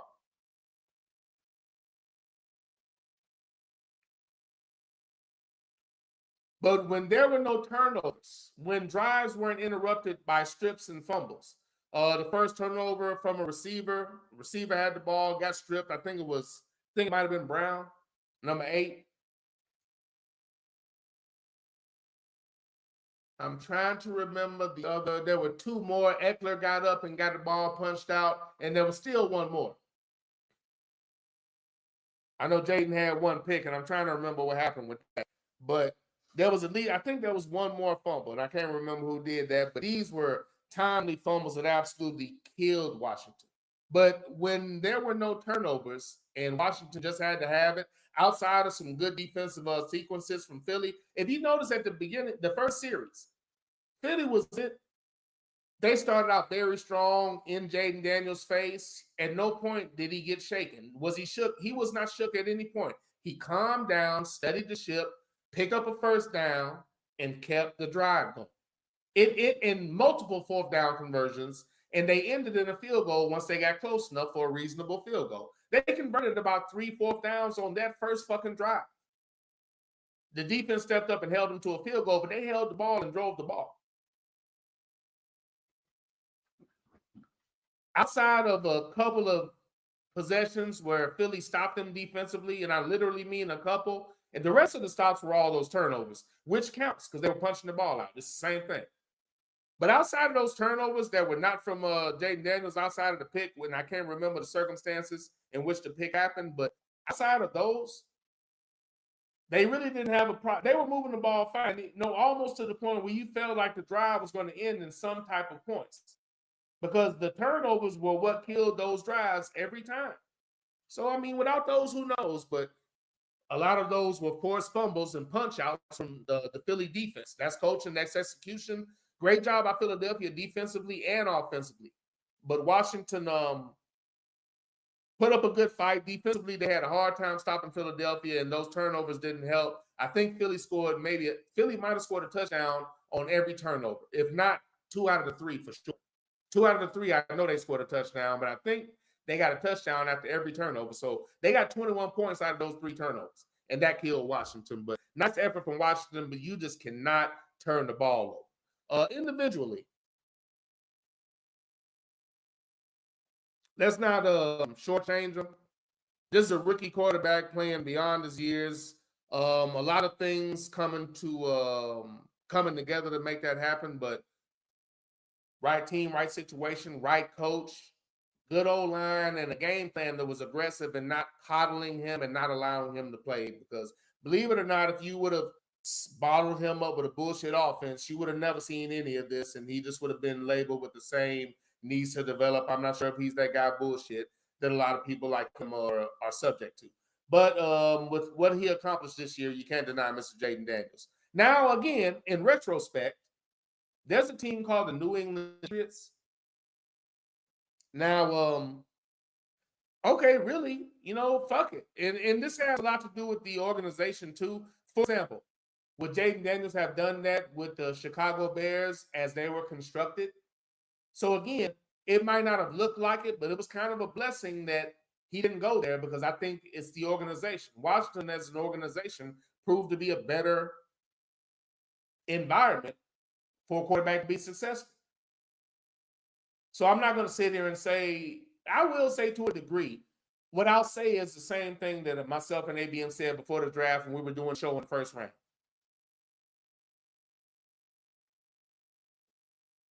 Caleb Williams, Jaden Daniels, Michael Penix. I really didn't have a problem if you went either way, but for my money, I had to give Jaden Daniels the slight edge because of with everything he did with his legs as well. But I mean, right behind him and immediately behind him, I had Michael Penix. I don't think you could have went wrong either way. Now, with that being said, in retrospect, it must be talked about. Chicago didn't get a bad quarterback, but there's something to be said about Michael Penix and what he did, and Jaden Daniels and what he did in the SEC. So hopefully Chicago did their due diligence, and if they did, that's fine. I'm not mad at the choice, but I don't know if they really did it if they were thinking hands down it's Caleb Williams and it's not close. I just think if you do your due diligence, maybe they wouldn't have made that choice, but I think that would have hurt Daniels and it would have hurt Penix. So I'm glad they did. But in retrospect, New England, because I'm not mad at the Caleb Williams pick. I'm not mad. I think he can play. I'm not mad at that. I just like these other two guys more. That doesn't mean he sucks. That just means that these two people are exceptional. I think he was too. But you just don't get a Jaden Daniels and a Michael Penix. If you paid attention, even Michael Penix with the limited time that he had, and I don't necessarily, well, not necessarily, I'm not going to wedge my bet. I don't subscribe to the he couldn't have started the whole season.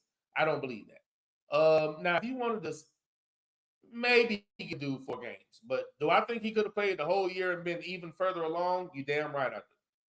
Because I said before, I thought Penix and Jaden Daniels were the most pro-ready. And again, I'm doing all this football talk. I haven't forgot about the Cows, Sluggo. After I do this football talk, I'll go to the Cows. I should have did it before this. I got you. But in the short time that Penix had, go back and look at that. He didn't have a lot of games to do it in, which is even more impressive. But every time they needed a damn play offensively, every time he made that shit. Every fucking time. Not easy to do, but he did that shit. I just think with more time, no telling what the Falcons could have been. And if the defense could actually stop somebody, it would have been okay. They controlled their own destiny. They blew it. And none of that was the fault of Michael Penix. Now, when we go with Jaden, well, you saw the way they executed the point. Just let me focus. In retrospect, even though I don't think it's as warranted with Chicago, I don't know how you can't look back on that and say Chicago didn't do their due diligence, even though I'm fine with who they picked. But New England, especially with the dumbass they have at coach now, and I saw articles saying he's very excited about the development of Drake May. Joe Milton will never have a shot. I think that's why that might be why Mayo gave him a chance to play in that last game, because Vrabel is going to find a way to get rid of that ninja. He's never going to let Joe Milton play, ever. Doesn't matter what he does on the field. So it's over with Milton in New England because Vrabel's a fucking coach.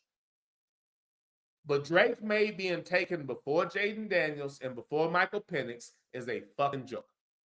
And if you want to know the truth, talent and execution-wise, him being taken before Joe Milton was a fucking joke. It still happened. He's still going to start over him. And I think that's an instance, and I'll go back to one more point about Washington, and I'll move on with this game. New England would be better with Milton at quarterback. You saw a glimpse at the end of the year when they let him play. People are just going to gloss over that and just shit on him. It's laughable that Drake May got drafted before him.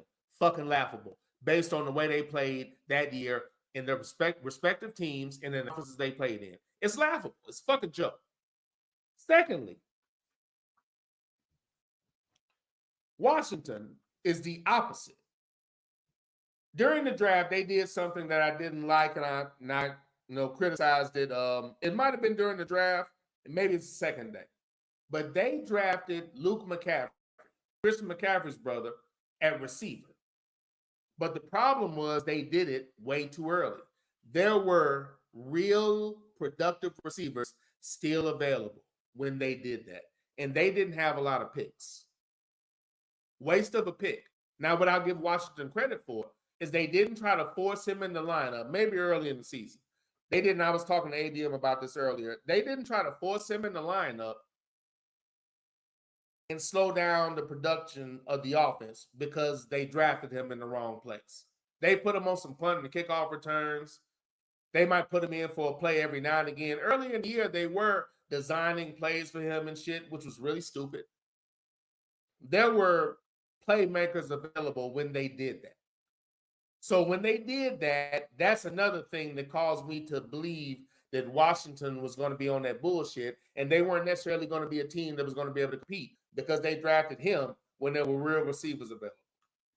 Lo and behold, they didn't continue to try to force him in the lineup to her team. They put in people that have developed and gotten better during the season and got them all the way to the NFC Championship. They couldn't have done that if they would have been trying to prove a point and justify that pick. New England is going to try to justify that pick. And for that reason, they are not going to go as far as they'd like to. But May, you don't have to worry about it. You will never be criticized, no matter what you do. But if you have some success, they will elevate you to the levels of people that have actually performed in this league. Congratulations, sir. But good job by Washington. Just a tough loss with those 3 turnovers. That boy is good. But in that game, y'all did get handled. But I must point out, had nothing to do with Jaden Daniels. But in retrospect, I was done with that game. But in retrospect, just going back with that, New England should be criticized for that. Michael Penix, Jaden Daniels right there. They took Drake May. That is high-level incompetence, but it will never be labeled as such. Wanted to make sure I pointed that out. New England front office, Mayo, 1 year. You just hired Vrabel. You rotten bubs! You're all garbage! All of you! I wish you nothing but what you're going to get. Exactly what you deserve. You rotten bubs! You're all garbage! All of you! 1 year for an ex-player. Not an ex-player, an ex-player that was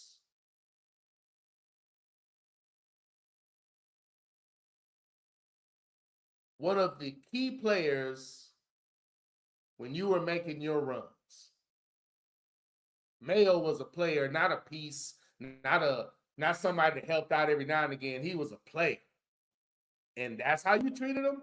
Just so you could hire a complete and total failure as a coach in Mike Vrabel. Oh, I know the New England motto. White man just a joy to be around. It smell like lemon juice and pledge furniture cleaner. Vrabel is a failure that didn't want to play Derrick Henry because he didn't think he was good enough. And didn't play Malik Willis because he liked Tannehill so much. And then he drafted Will Levis, who failed as well.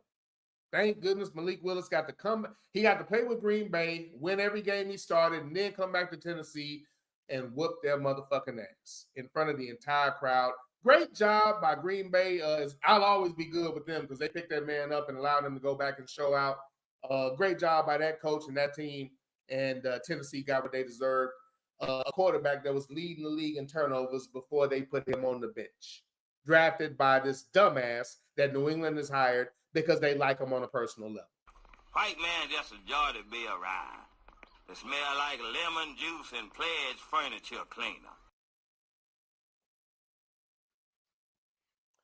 Mike Vrabel is the head coach.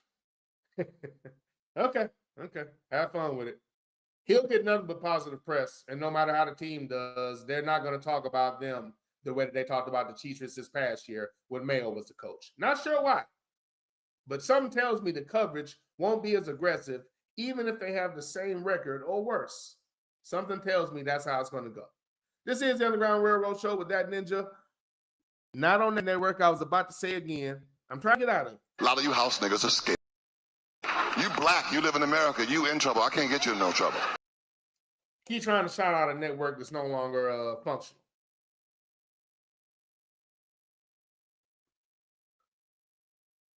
Ball award to the great Jaden Daniels. Oh, it's good. Terry McLaurin from the Ohio State University. Hell of a season. Now the mainstream finally recognizes your greatness, sir. You've been a beast for a long time. 3 catches, 51 yards, and a touchdown. Most of that on a slant that he took to the house. The skill it takes to do that at his size is no joke. That boy is good. Zach Ertz, 11 catches, 104 yards. He put in work. That boy is good. Nice effort from Washington. On the Eagles side of the ball,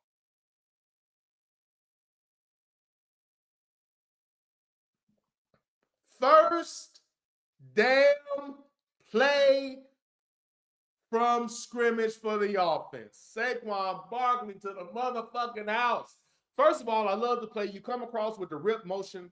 You come across with the rip motion with the receiver, causing the safety to have to move over. Defense shifts, gives you that half a second of hesitation.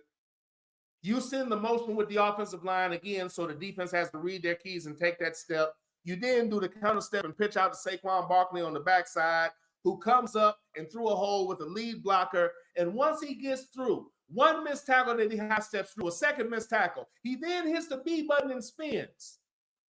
Another missed tackle. In an instant, he cuts back across the field. It is Christmas, as my old coach would say. Katie ball to the door. Saquon Barkley to the house. First damn play of the game. You could not have had a better start for the Philadelphia Eagles at home after a long, substantial drive by Washington that ended in a field goal.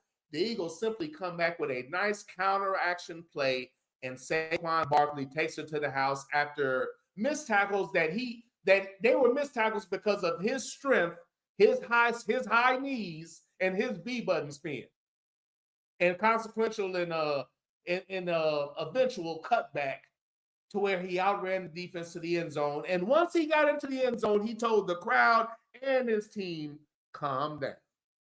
It's very early. Everybody relax and calm down. If you notice, the first 2 or 3 touchdowns, he didn't allow any celebration. Get away from me with that shit. We got an entire football game to play. The great Saquon Barkley showing out first play from fucking scrimmage. Once again, they spend more time praising the Cousins pickup than they did the real pickups. Saquon Barkley, Derrick Henry, and put Joe Mixon in that category if he didn't get his leg jumped on. He was a hell of a factor in that game they didn't talk about with the Chiefs. But again, back to the great Saquon Barkley. And again, back to this bullshit narrative. In retrospect, how about that little narrative that you and the owners decided y'all wanted to put together so you could underpay black running backs? Because that's all this was. Only ninjas are in this position anyway. I want to bring that money down. Run this bullshit narrative that only stupid people, only a dumbass that doesn't know the game. What got on my nerves, okay, look, the media's going to do what they do. But why, just because they get their stupid ass on there and keep saying over and over again, the running back position has been devalued? No, the truth is we talked to the owners and they've decided they don't want to pay them that much. And we're going to justify it through print and through the stupidity of people that don't actually know the game.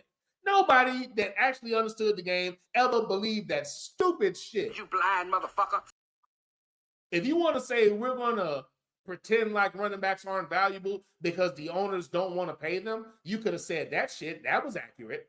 But pretending like running backs don't matter, difference makers don't matter, you don't think Henry, Saquon, Joe Mixon matter? Get out of your fucking mind. A competent homie in Arizona. Running backs like that matter. And almost every team involved in these playoffs has a significant running game. Almost every team that was successful had a running game and a difference maker at running back. So you went from the same media going with the let's cheat these ninjas out of their money narrative from the owners because it wasn't about football. The same media that was going with that narrative, and at the same time while they're doing that, they're telling you how much they love McCaffrey. Let that shit marinate. Motherfucker. That same media now is telling you how great certain running backs are so they can devalue the fucking quarterback they don't like. Y'all love Saquon now? I thought running backs won the value, motherfucker. Which one is it? There is never any consequence. There are never consequences for them saying stupid shit that only a fucking moron would believe anyway. Running backs matter when you're trying to downplay Jalen Hurts. The running backs matter then, huh? Motherfucker. It would be nice if running backs mattered even when the quarterback wasn't Jalen Hurts. Even when you're trying to say, well, Lamar Jackson ain't really doing nothing. It's all Derrick Henry. How is that possible when y'all say running backs don't matter? Pick a lane. Motherfucker. I digress. In retrospect, that was a bullshit narrative. Always has been. What you should have said is, I'm conspiring with the owners to not have to pay running backs as much. That's what you should have said. Motherfuckers. Is you blind, motherfucker? Nice start for Philadelphia. On top of Mr. Barkley, they then incorporated the passing game. One-on-one situations created. Devontae Smith, A.J. Brown, the tight end, is it Gobert? The tight end who did a great job as well. Mr. Jalen Hurts using his legs when, before the game, the only thing they wanted to talk about was his knee. Motherfucker. It was a factor, but you should also mention he's always tough no matter what happens. He never lets you see that he's hurt. He never gives you an emotional reaction. He might get up a little slow, but he never gives you anything. He's always composed, never satisfied. These will be things they would talk about at fucking nauseum if Jalen Hurts had a different fucking paint job. Philadelphia is nasty because the defense got better during the course of the year. Saquon Barkley is proven, and whether you like the way this sounds or not, so is Jalen Hurts. He's been to a fucking Super Bowl, and again, he wasn't carried there. He was part of the reason they got there. When he got there, he played quite well. His defense forgot to show up. So all of these things must be talked about when talking about Philadelphia. They definitely need to run the ball, but again, the narrative is just the way it's being said by some people. I question whether you watch the team. Just like with Baltimore, screaming about how they just have to run the ball. Yes, they do, but did you watch Lamar Jackson's numbers? I think there's evidence they can throw the motherfucker too. What you mean to say is they need to have a balanced attack. But neither one of these, the Eagles and Baltimore, they aren't teams without a quarterback that need to focus on the run. That's Buffalo.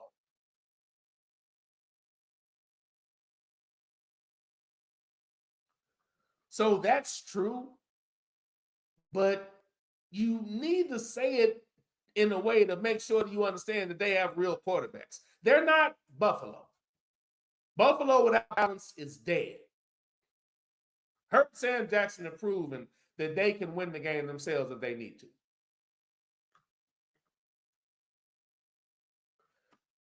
Great job by the Eagles. Great game by Mr. Jalen Hurts. 20 for 28, 246 yards and a touchdown. No fumbles, no interceptions. 2 sacks. Saquon Barkley, 15 carries, 118 yards, and 3 touchdowns. And again, let me make sure I slow down and give these individuals their credit. Again, big-time players show up in big-time games. Jalen Hurts, for your passing prowess, sir. That boy is good. For your 246 yards through the air on 20 of 28 passes. That boy is good. And a touchdown through the air. Great job. Saquon Barkley, 15 carries, 118 yards, 3 motherfucking touchdowns, a long run of 60, Mr. Saquon Barkley. That boy is good. That boy is good. Mr. Jalen Hurts on the ground, 10 carries, 16 yards, 3 touchdowns, unstoppable force in short yardage situations. And again, if you watch these games, you see a lot of other quarterbacks trying to do the quote unquote tush push, which I guess they try to say to make it sound weak, but if it's so weak, why is it that the only person that does it at a high percentage rate and high success rate is Jalen Hurts? Other people do it, but it just doesn't seem to work the same way. I wonder why. It might have something to do with the fucking quarterback. That boy is good.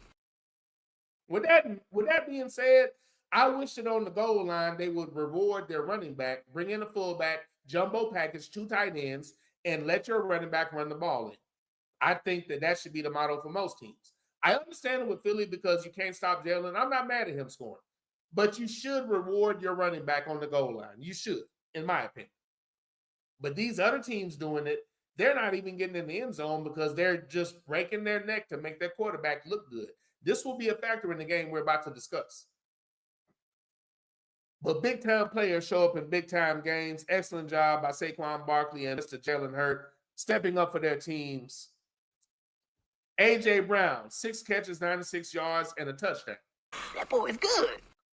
The tight end Goddard. And if that's not how you pronounce his name, I apologize. 7 catches and 85 yards. That boy is good. Booker Devontae, 4 catches, 45 yards, and a couple of those catches were crucial. Big-time effort by the Eagles defensively, creating 3 turnovers. Offensively, 4 touchdowns from Jalen Hurts alone. 3 more from Saquon Barkley. 7 touchdowns scored between the both of them. Outstanding. That boy is good. That boy is good. Great game by the Philadelphia Eagles. They administered an ass whooping, but that is due to the turnovers. You just can't do that. Those turnovers killed Washington. 55 fucking points scored by Philadelphia in the championship game. 55-23. They win the NFC Championship. They are headed to the Super Bowl. Jalen Hurts 2 times in 3 years. And according to this media, he can't play, but Justin Herbert, Daniel Jones. Oh, man, can I remember all of these failures? Oh, wish I could remember all of these failures.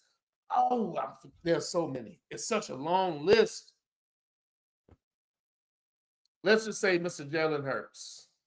Great job by you, sir. And despite the lack of coverage from a biased, blind, and ignorant media, they can't take away what you're doing and what you're going to do because you still have a long career ahead of you. Regardless of the fucking bullshit coverage that's not based on football knowledge and has to be based on poor upbringing, a piss poor company with a narrative, or just people that don't know a damn thing about the sport. Struggling. Mainstream media. You rotten bums! You're all garbage! All of you! The mainstream media's motto. White man just a joy to be around. They smell like lemon juice and pledge furniture cleaner. I really enjoyed the NFC Championship. It was a fun game to watch. Even after the turnovers, Washington would not stop. Turnovers just killed them. And after that last one, when Philly took it, after that Eckler fumble, when Eckler caught that pass, stood up, and the Philly player, I think linebacker or the corner came up and punched that ball out, recovered by Philly. That was it. Washington couldn't get him off the field. They took it down the field and scored once again. Christmas. And I think that was a drive where they actually gave it to Saquon and let him run it in the end. So that was it. Eckler sitting there watching the whole time, knowing he had given the game away.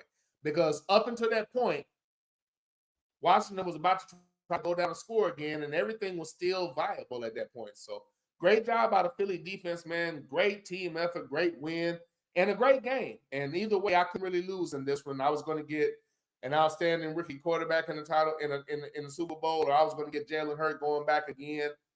Once again, much like Lamar Jackson, without any help from the media, no kind of coverage help, no kind of help from the powers that be outside his team. But as far as coverage and public perception, Lamar Jacksons and the Jalen Hurts of the world don't get any help in that regard. And they excel despite that. And that needs to be pointed out. It's going to be pointed out by me. That boy is good. This is the Underground Railroad Show via StreamYard on multiple platforms. Thank you for coming aboard and rolling with me. I'm going to get into the AFC Championship game. Have some thoughts about that one and something that did in a team. They allowed the same thing to do them in every year.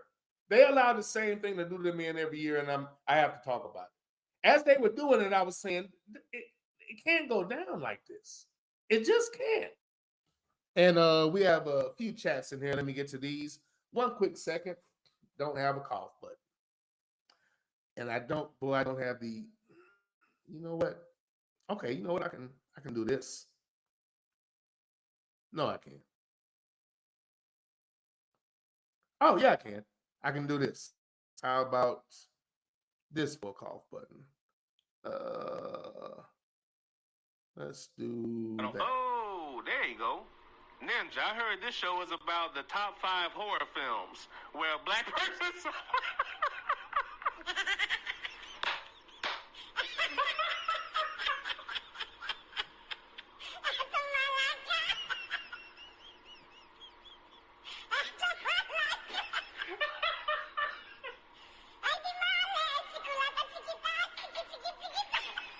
Oh, I'm sorry. Oh, damn. I almost seen professional until this damn troll came in here. Ninja, I heard this show is about the top 5 horror films where a black person survived. What a great show for Halloween. I think Brandy will scream too. How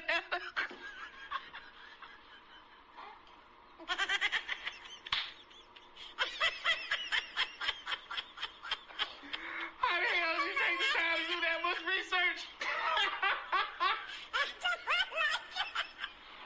Something wrong with you?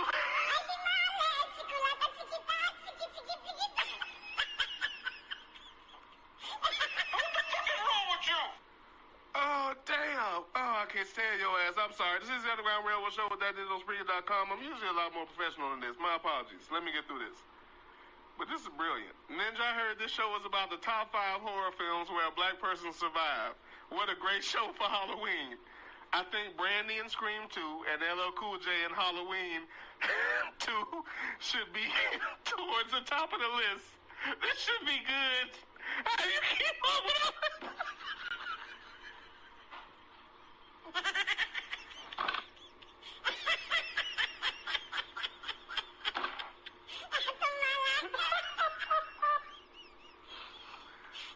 I'm sorry. This should be good. How do you keep up with all of these black stats? Oh, damn. Oh, everything was going so well. Sidney Jackson said, unlike most folks living in the southeastern United States, I was okay with the first 12-team playoff. It had to start somewhere, and it will improve going forward. Yeah, I agree. I was fine with it. Now, of course, like as far as like in the SEC, do I feel like they fucked up? Yeah. Like I said, I enjoyed it. I just pushed back at the people, pretending like everything was perfect. No, it wasn't. If you say everything was perfect, then they can't fix the things that they fucked up on. One being Boise State getting a bye, leaving certain teams out, the way that they ranked it. An undefeated team with the best season not being rewarded and having to play us. When other teams got an easy road, like having to play Boise State, that's an easy road. Indiana, that's pretty easy. Those are the type of games that Oregon should have been playing. It is what it is. Now, Boise State, no, because they put them in the thing, but Boise State getting by is wild as hell. That was wild as hell. To me, that was wild as hell. But yeah, I agree, Sidney. I enjoyed it. And of course, my team won and everything, but I enjoyed it. I just enjoy it. But at the same time, I recognize that, as you said, there's some things you can fix. That's all. But I enjoyed it. It was fun to watch. Sidney Jackson said, Dan Quinn, despite having a rookie quarterback, was not afraid. That dude was going for it on 4th down, doing trick plays. You know what? You know what? Yes, because, okay, listen, that's a great point. Thank you for saying that. The trick play he's referring to, because on 4th down, the only thing they did was they just kept running the offense with Jaden. He's not talking about that. He's talking about when they couldn't afford, it was obvious Philadelphia was rolling. It was 14-3, I believe. And Washington did not want to give that motherfucking ball back to Philadelphia. When they lined up the punt, I said, I hope Philly's looking for the fake punt because they really can't afford to give them the ball back right here, and they might try to do it. As soon as the kicker got the ball and did that little turn, I said, "This is fake," because it wasn't a natural motion. And he squared up and confidently threw that ball, and the tight end, say it with me, ABM, caught the ball at its highest point, and they converted a crucial 4th down on a fake punt. Like he said, he was not afraid. And when they did that, I said, at that point, Washington decided we are not going to get blown out. We're going to compete. Unfortunately, the turnovers did them in, but when they did that, that just showed you something about that team, man. That was a special group, to quote Terry McLaurin. That was a big-time play. And again, if not for the turnovers, that might have been the spark that turned that into a much closer game than Philadelphia fans wanted it to be. And I hate to use a corny mainstream narrative, but do you really want to be in the 4th quarter with Jaden Daniels? For that matter, do you want to be in the 4th quarter with Jalen Hurts? But yeah, I feel you, sir. You low life, Sidney Jackson. Said.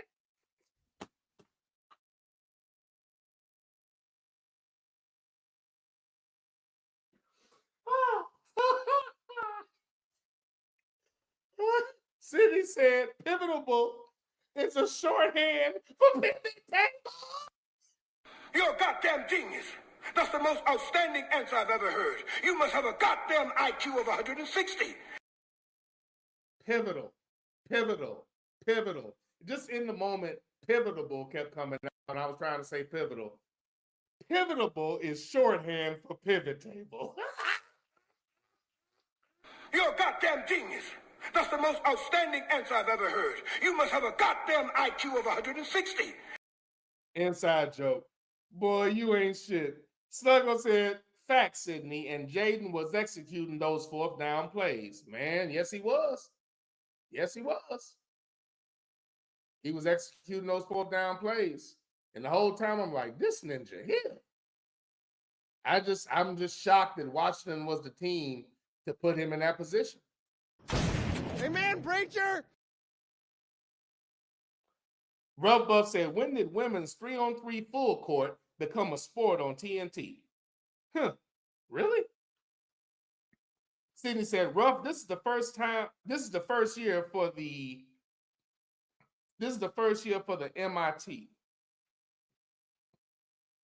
Started last week. Apparently they had 3 million viewers for the first game." Oh, wait a minute. I remember. So, wait a minute. So they're taking Ice Cube's idea and incorporating it with female players? They robbed. Okay. Got it. They're colonizing Ice Cube's idea. Sluggo said, "The few times I saw mainstream media talk about Washington, the OC was getting the bulk of the credit. Not saying he's not a decent OC, but clearly Daniels is special. It's a lot easier to dial it up with him under center." Preach.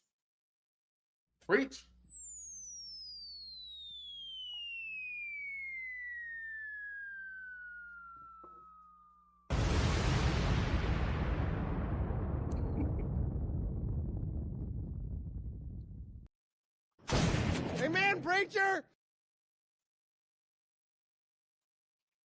Sidney Jackson confirming Philly scored 21 points off of those 3 turnovers. Woo, that hurts. Sidney said Washington Hollywooded themselves out of that game. They did, and again, I'm offended by everything negative in sports being referred to as a Hollywood. Amen, preacher. Now again, this is all inside shit.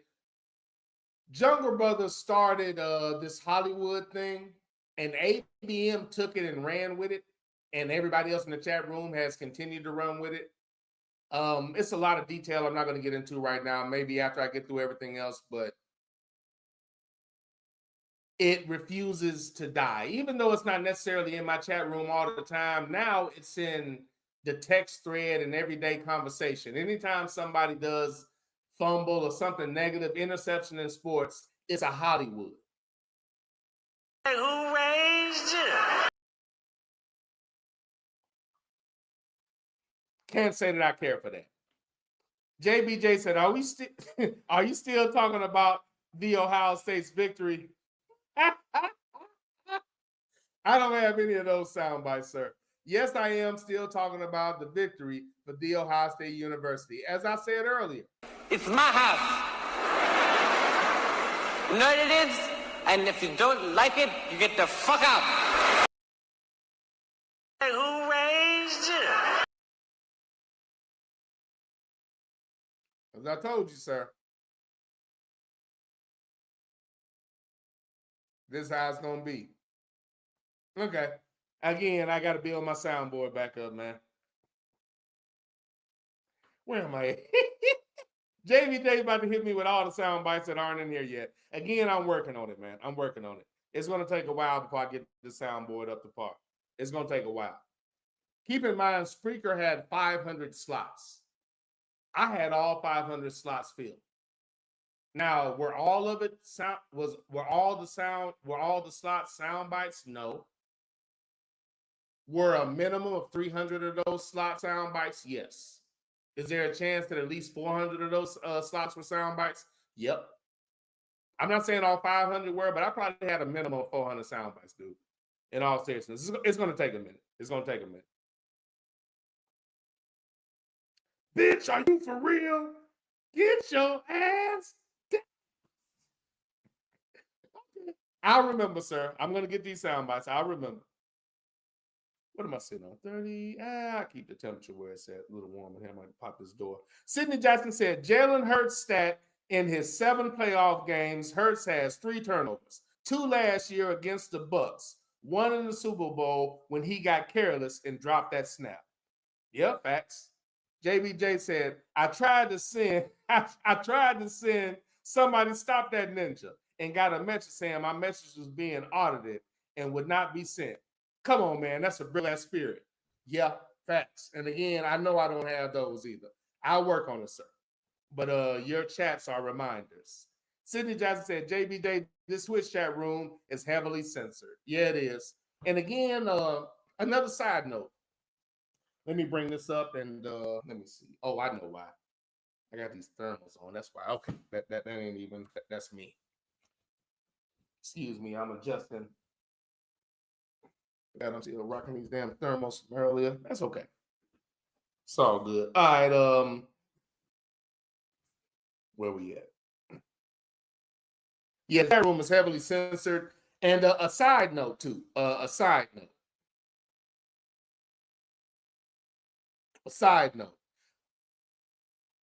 The first show I have downloaded, I'll put it on the social platforms after this is over. I forgot to do that.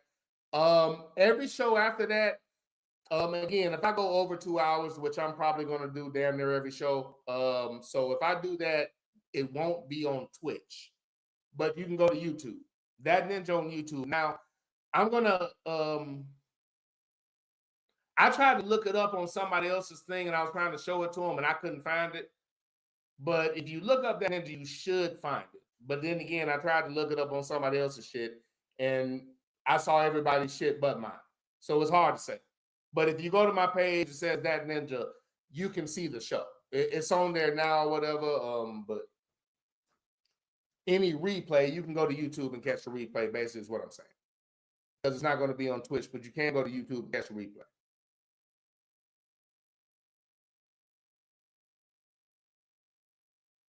So the first one isn't on there. I'll post that. But after that, now that, because YouTube made me do that 24-hour thing and wait, the 24-hour thing. So because of that, first show wasn't on there. But now after this show, you know, you can go there and that's where you can see the replay. So I don't necessarily have to post that.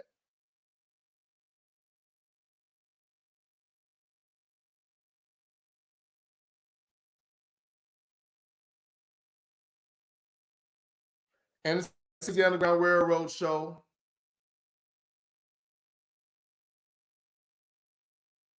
Via StreamYard, broadcast on multiple platforms.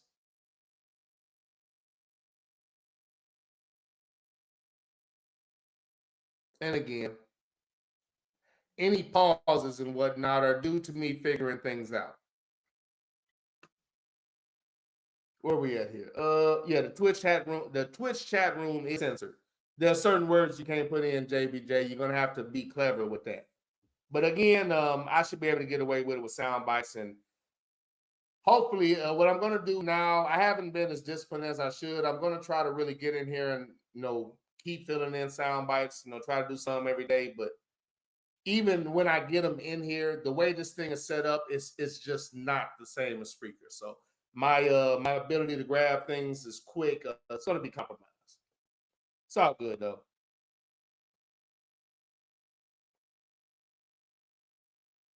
I think I missed this one. JBJ says, Sluggo, the actual message I got was your message has been held for review by auto mode. Hey, your message is being checked by mode and has not been sent. Yeah, that's what they were talking about the last show, and really not even sending salacious things, just regular chat. Sluggo said, yes, sir, JBJ. Oh, you almost had it. You gotta be quicker than that. With the cryptic messages. Yeah, facts. Sidney Jackson said, I was in the barbershop Saturday and this so-called Eagles fan was in there talking about the game.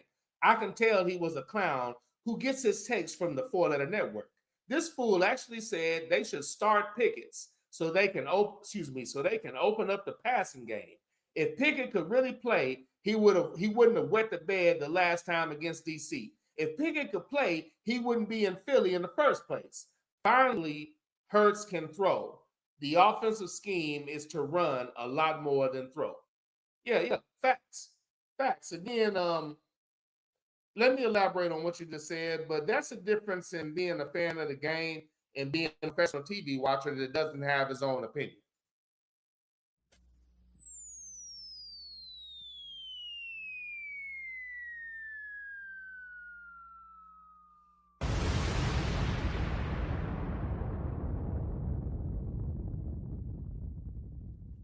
I don't watch mainstream, but I could tell just from the camera work that that's what they were saying. I heard some random ninja say that, it doesn't matter who Philly put at quarterback, they're going to be good regardless.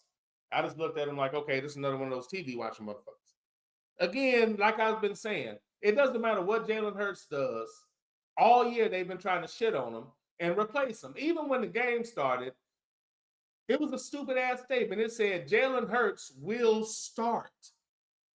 Of course he's going to start, you stupid motherfucker. What are you talking about?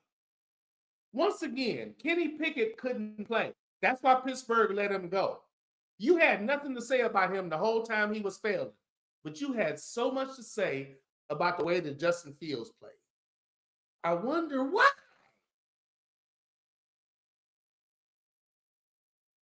It's always the same shit with these internet people.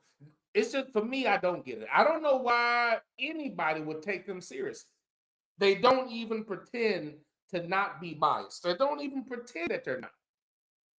They're clouded by their own poor upbringing, and they can't analyze football. Because in their minds, Law and Order, Justin Herbert, and everybody else looks like this is great. Doesn't matter how they actually play.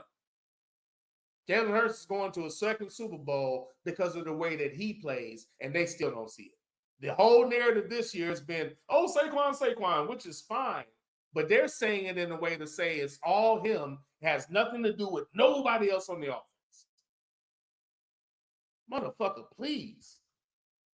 It just is. If they weren't so fucking stupid, they might be able to actually enjoy some of these primetime athletes that are in front of them. But their fucking ignorance doesn't allow it. But yeah, again, that if you don't watch football, you might say that. Sluggo said, arguably, Jalen played well enough to win the MVP of the Super Bowl in a losing effort. That's a fact. Amen, preacher! Sluggo saying, wow to Sydney. Unfortunately, that's not shocking. Sydney said, facts, Ninja. The colonized, unseasoned version of the quarterback with Josh Allen didn't work. It was like a washcloth and a white...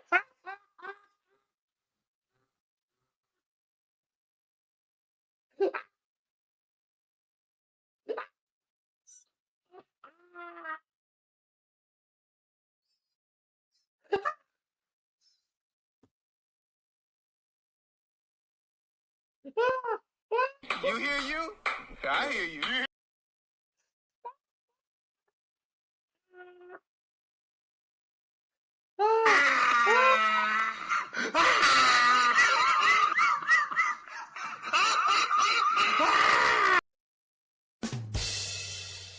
Oh shit.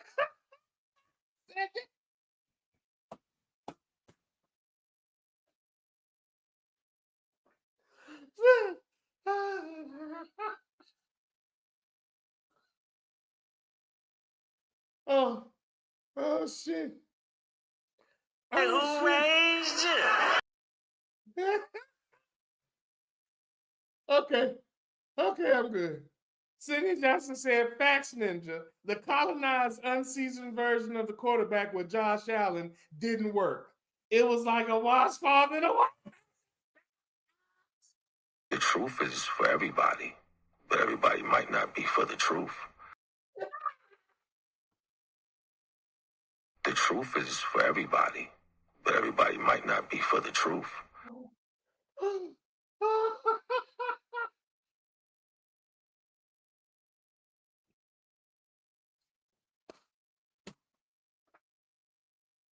Oh, oh shit, my stomach. Oh. Sidney said Hurst putting up Al Bundy numbers. 4 touchdowns in one game. Facts. You hear you? I hear you. Al Bundy numbers, sir. Jungle Brother said it was a wonderful matchup with Daniels and Kingsbury. He recruited Mahomes to Texas Tech and drafted Kyler Murray. Daniels is in good hands for now. Yeah, I agree. You hear you? I hear you. The truth is for everybody, but everybody might not be for the truth. I agree.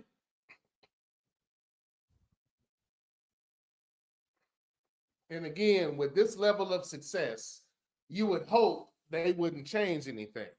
With this level of success, this is how you're going to play. But again, don't make no mistake about it. Remember what happened this year, but just watch the overanalyzation and Kingsbury should go be a head coach, and you know how they're going to do. Once again, cough button.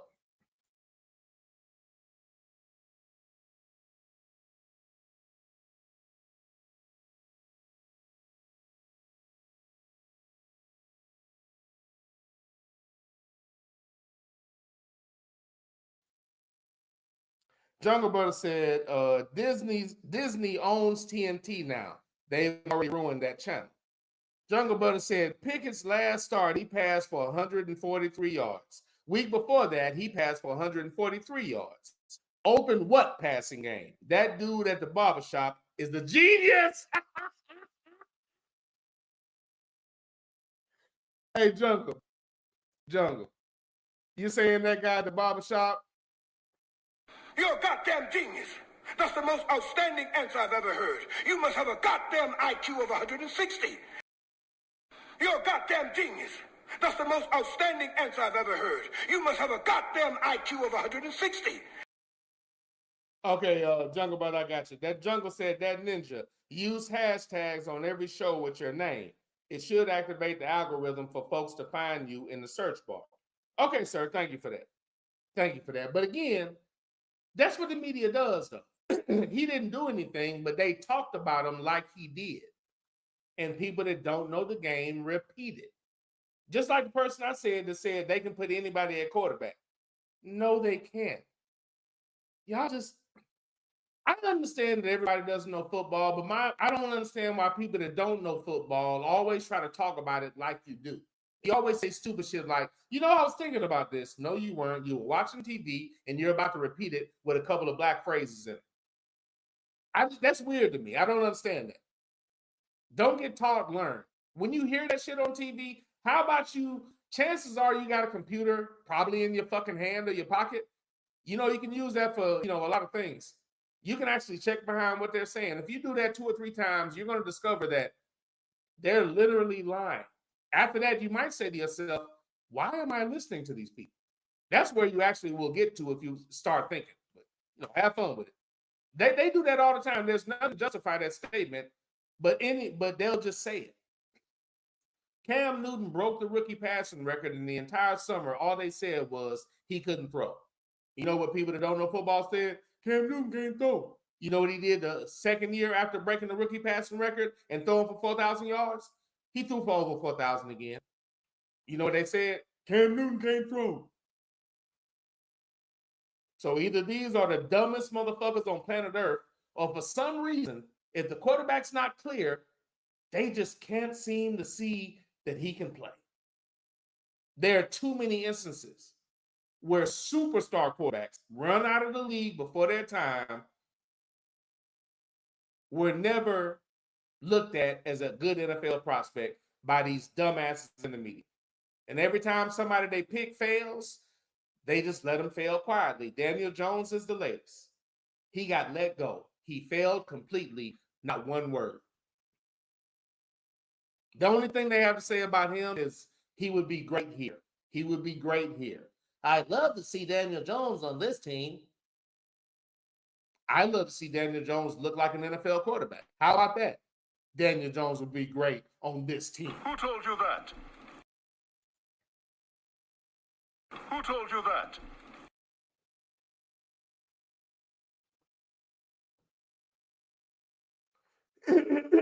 Excuse me.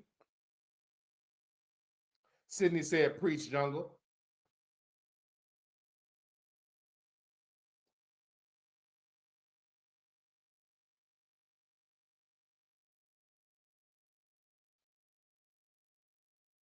Yeah, Jungle was definitely preaching on that one.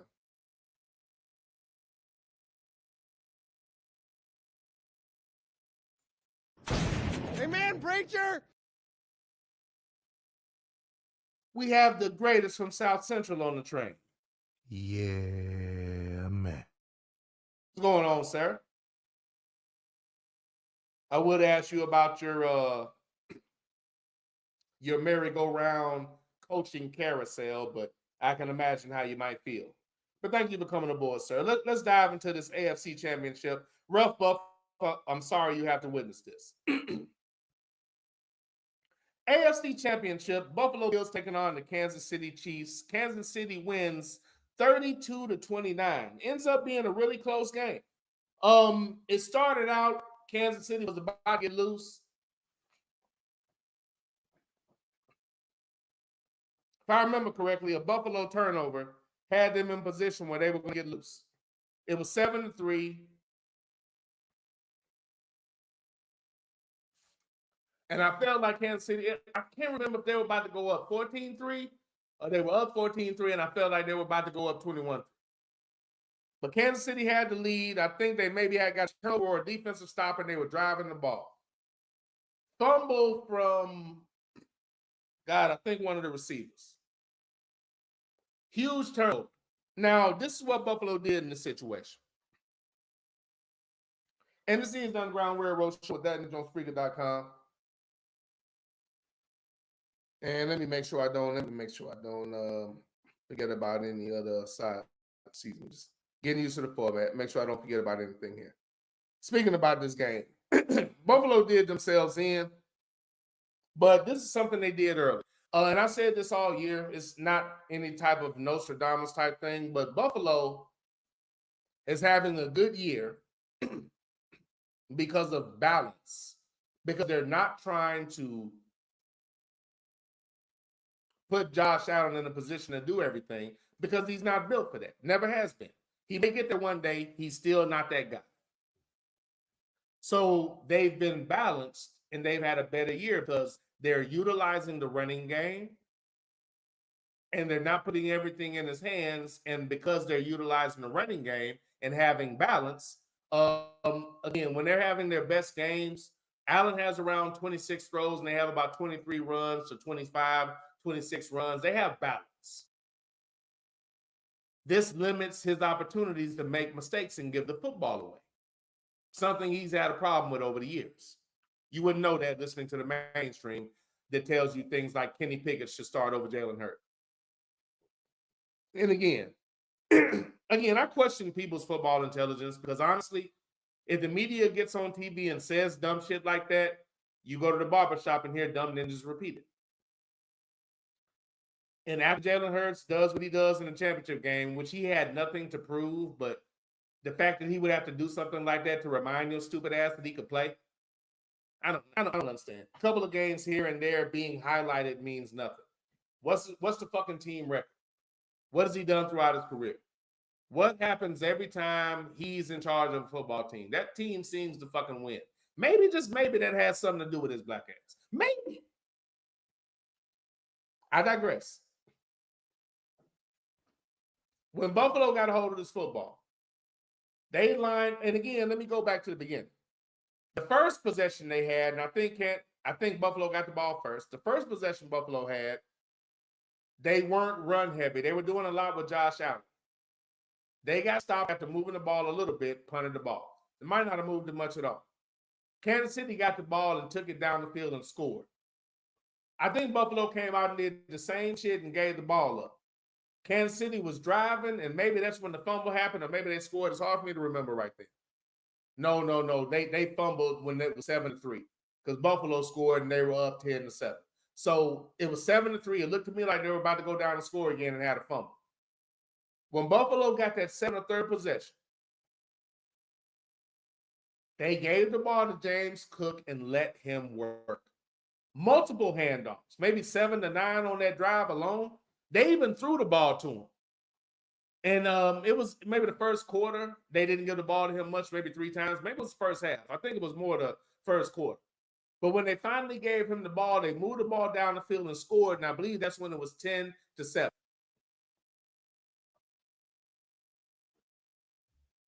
When they were able to run the ball, they can incorporate some play action and do some other things. Now, Buffalo, again, and a turnover that Kansas City had later in the game kind of squared the game up, and it was a nice back and forth from there, and Buffalo was in it. This is where Buffalo killed themselves. There are a lot of spots in the game, but this is where Buffalo killed themselves. I thought that maybe something happened to James Cook, but no, they chose to stop using him. Buffalo lost because on multiple occasions they tried to run what the media calls a tush push with Josh Allen, or just give him the ball and let him go get it, and he failed on multiple occasions. And it was stupid because they just could have ran the fucking running back who was having a very good day, who seemingly was going to get that yard considering the way they were running the fucking ball. Buffalo forgot what got them here. It's not pretending like Josh Allen, Jalen Hurts, or Lamar Jackson, or Mahomes, or even Jaden Daniels, quite frankly. I don't have to stop there. You don't have to pretend like he's somebody that you can put the game in his hands and he's going to carry you with his dazzling throwing ability. That's bullshit. He's never been that guy. They were so hell-bent on giving him highlights and, hey, look at me moments that they kept costing themselves opportunities where they might have had an opportunity to win this fucking game. Instead of using James Cook, who was cooking, let's run Josh in short yardage. Let's try to get Josh a touchdown. Let's let Josh throw a little bit more.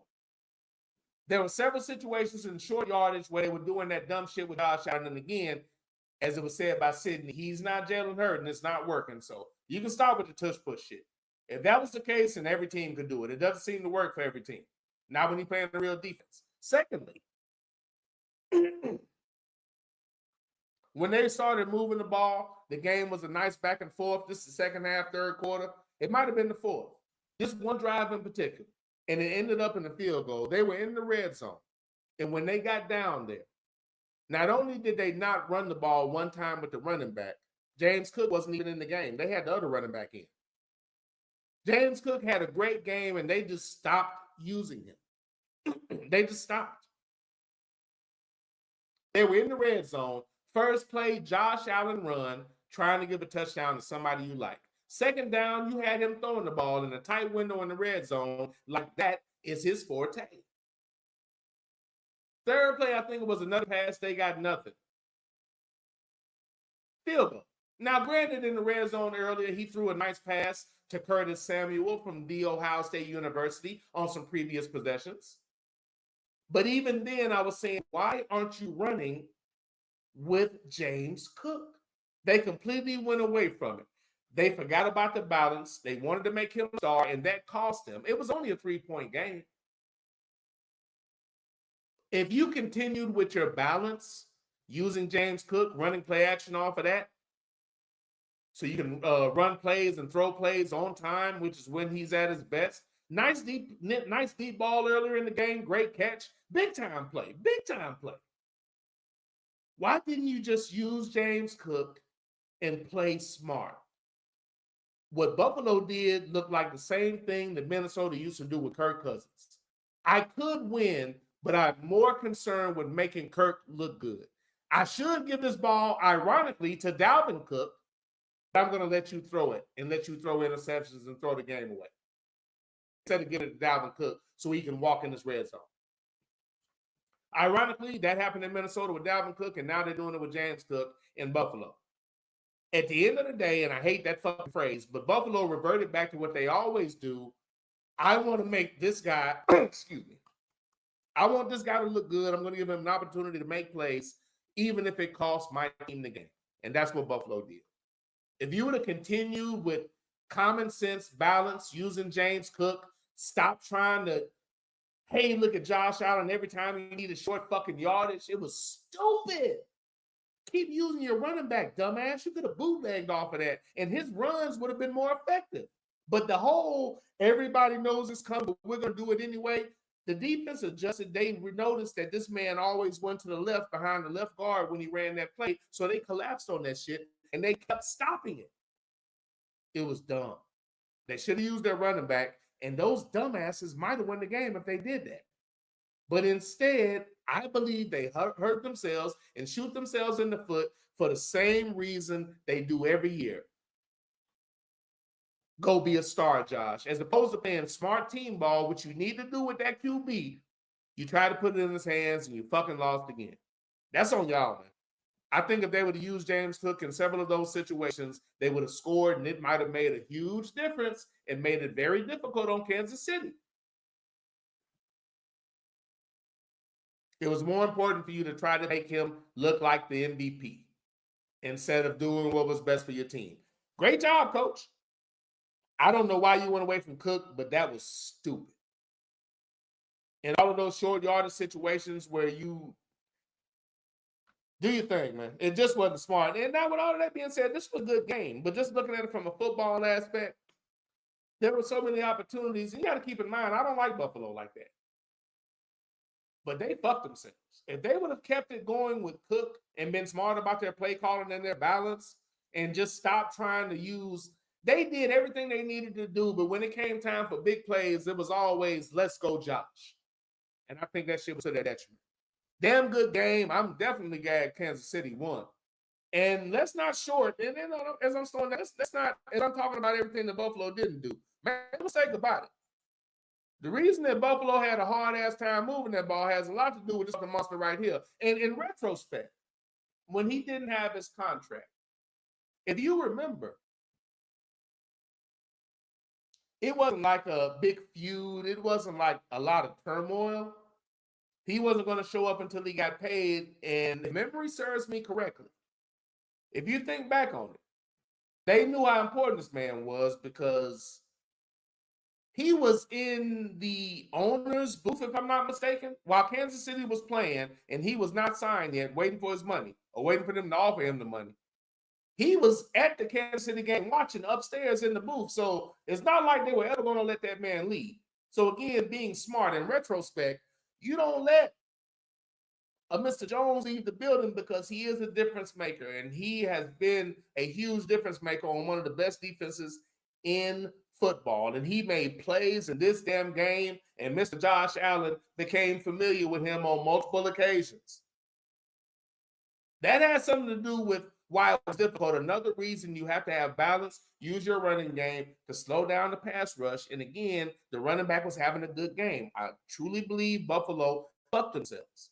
They pulled a Minnesota. Minnesota did that shit about 2 or 3 years straight. 2 for sure. They should have been running the ball in and playing smart. And it was all about, let my friend Kirk Cousins show off my amazing play calling ability. Minnesota played their way out of multiple playoff games like that. And now Buffalo turned around and did the same thing, wanting to put it in dudes' hands instead of just being smart. If you would have ran the ball a few of them times, you probably could have did one of those sneaks, and it would have been okay. But y'all just made it so obvious. And again, if he was the unstoppable force that he is told or made out to be, he wouldn't have had a problem making those motherfucking short yardage situations. I guess Jalen Hurts is the unstoppable force. Again, I digress. Now, with all of that being said about Buffalo, great game. You didn't get your ass whooped, which I thought you may have. And after that early turnover that you had on Kansas City, y'all made it a game after that. You stayed right there. But you killed yourself by not utilizing James Cook and trying to highlight Josh Allen. I'll let that go now. And again, this monster right here, one of the reasons they had such a hard time moving the football and being productive. And I'd be remiss if I didn't mention multiple Super Bowl winner, MVP, league MVP, Super Bowl MVP, Mr. Patrick Mahomes, who when it came down to it was clutch and made plays when he had to.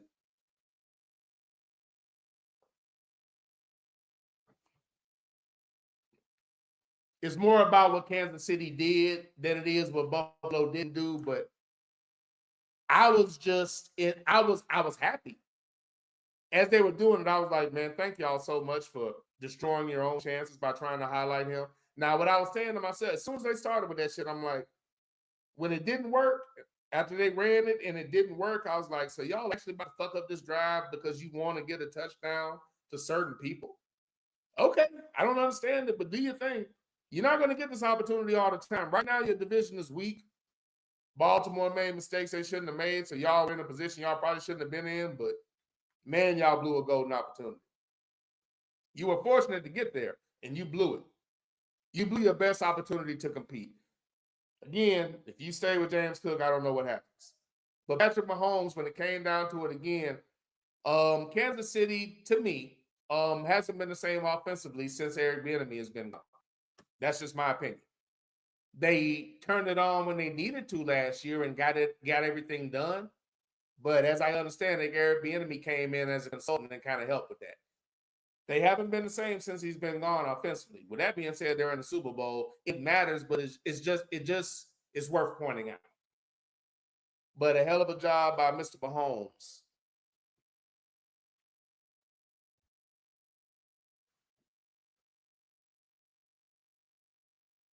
Before I get off of Buffalo, Allen didn't have a bad game. 22 for 34, 237 yards, 2 touchdowns, no interceptions, no turnovers. He fumbled 3 times, but he recovered every fumble. So he didn't even turn the ball over. The aforementioned James Cook,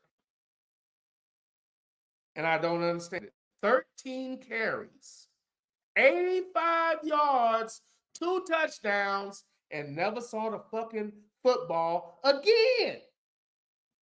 Did he have bonus money coming? What the hell was going on? Motherfucker. Did you blind motherfucker? Coach. Stupid as a stupid does. Stupid as stupid does. Stupid as a stupid does, sir. Sean McDermott. Stupid as a stupid does. Stupid as stupid does. Stupid as a stupid does, sir. Josh, you had a pretty good game. It's only 237 yards on 34 throws, but you didn't turn the ball over. I'll give it to you. That boy is good. 39 yards on the ground for Josh Allen, the second leading rusher. Again, Mr. James Cook, 13 carries, 85 yards, 2 touchdowns. That boy is good. James Cook through the air, 3 catches, 49 yards, and they simply stopped using him. Really, Coach? Man, you sorry. Buffalo. Oh, you almost had it. You gotta be quicker than that. Oh, you almost had it. You gotta be quicker than that. Remember, team first. Stop trying to highlight the guy that you like. Oh, you almost had it. You gotta be quicker than that. White man just a joy to be around. It smell like lemon juice and pledge furniture cleaner. Y'all were right there. I don't know why you went away from James Cook like that, man. He was having a hell of a game. To the Super Bowl champion, the Super Bowl defending champs, Kansas City Chiefs going back to another Super Bowl. Well, we'll do that right after I finish this. Let me give these individuals credit. Kareem Hunt, I'm so happy for him, who got kicked off the team because a lying clear person messed up his opportunity in Kansas City. He has worked his way back there, and he's paying dividends. Had a slight little injury, I think, and that's why they used Pacheco a little bit more, but he's paid big-time dividends for Kansas City, running the ball, being tough in between the tackles in the red zone. Kareem Hunt, 17 carries, 64 yards, and a touchdown. Gutsy running in that particular game, and it was needed. Patrick Mahomes, 18 for 26, 245 yards, a touchdown, and one fumble lost. Xavier Worthy, 6 catches, 85 yards, and a touchdown. Mahomes also had 43 yards rushing and 2 touchdowns on the ground. Again, Patrick Mahomes. That boy is good. And let's just and let me point this out too. AFC and NFC championships, every team had a complete quarterback. There were no single threat quarterbacks in these games. Josh Allen's best asset is his ability to run. Josh Allen is a complete quarterback. He can run and he can actually throw.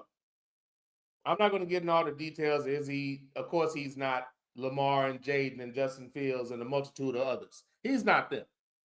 But he can actually move. There were no single threat quarterbacks in the AFC and NFC championship games. All complete quarterbacks. And if Josh wasn't there, there would have been the ultimate complete quarterback there in Lamar Jackson. So, believe me, having complete quarterbacks matter. But again, hell of a game from Patrick Mahomes. 245 yards through the air, touchdown through the air, 2 more on the ground, adding 43 yards on the ground, just under 300 yards total. And that's what you do when you're a Super Bowl champion and an MVP. That boy is good. Rookie Xavier Worthy, 85 yards on 6 catches and a touchdown. That boy is good.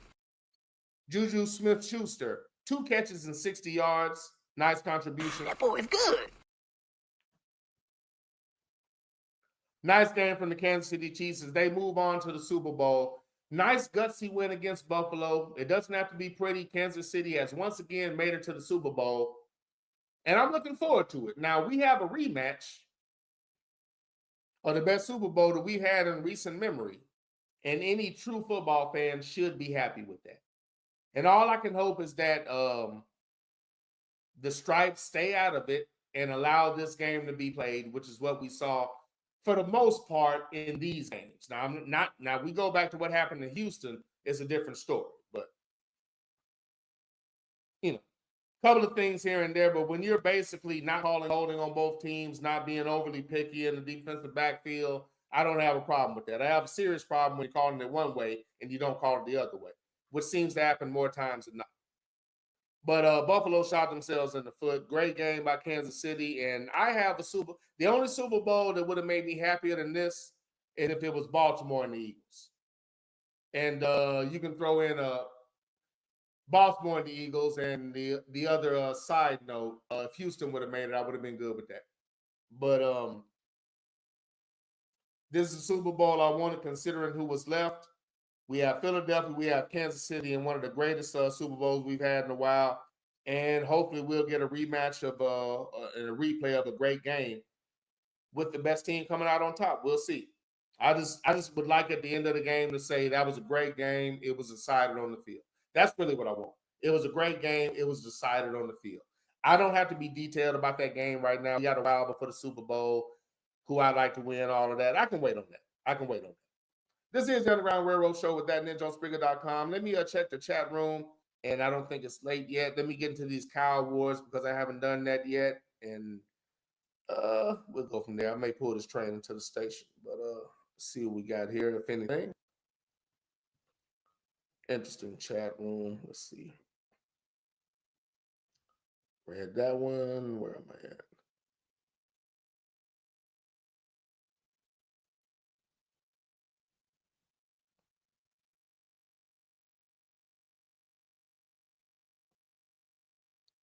Okay. Jungle Butter said, Rough Buff said, at the greatest from South Central, no more trivia. Oh, he's talking about the Gudio. Jungle said, that owner for the Cowboy. Boy, you stupid. Jungle Butter said, that owner for the Cowboys. You're a goddamn genius. That's the most outstanding answer I've ever heard. You must have a goddamn IQ of 160. Hiring a quarterback coach when his former coach got fired. Yeah. At this point, I can't argue. Jerry Jones. You're a goddamn genius.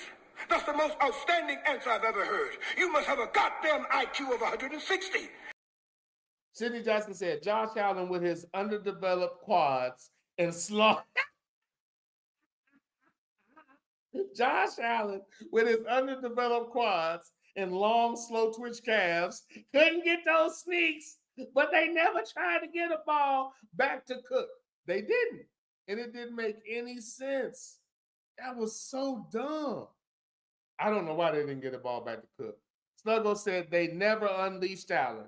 I think they know in their heart of hearts that the more he throws it, the more likely it is he'll hit defenders between the numbers. Yeah, facts.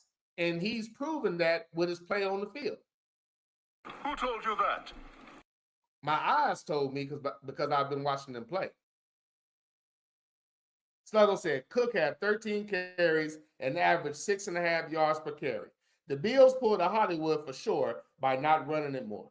Yeah, facts. It didn't make sense to me. I don't understand it. Hey man, preacher! I almost felt sorry for him. I was saying, oh man, he must have got hurt or something. And then when I checked that shit, I'm like, this ninja not hurt. He's not hurt at all. And again, forgive me as I'm checking platforms. I guess because it's my station that comes up. Okay. You know, I'm sitting there looking how this shit looks on YouTube. Okay. It's interesting. Interesting. Okay. But yeah, with him having that type of game, I don't know why they chose to take the ball out of his hands. I would hope it's not something as dumb as a bonus or something like that, but it may be. Who knows? Maybe. Motherfuckers is selfish as fuck. All right, so let me do these cow awards. Let me see where I'm at here. What we got here? 1, 2. I think this is the traditional 3. We got 3 today. Okay, let me do these cow awards, and then we'll see where we're at on today's show. Got into the playoffs. I bloviated a little bit about the Ohio State University. Talked about some of these things and storylines that I'm looking back in retrospect. I mean, you can go back with Lamar Jackson and Law and Order Mayfield. I'm going to keep bringing that up because they want. Law and Order was the first quarterback taken in the draft that year. Lamar Jackson was the last taken in the first round. Cleveland had an opportunity to take Lamar. They did not.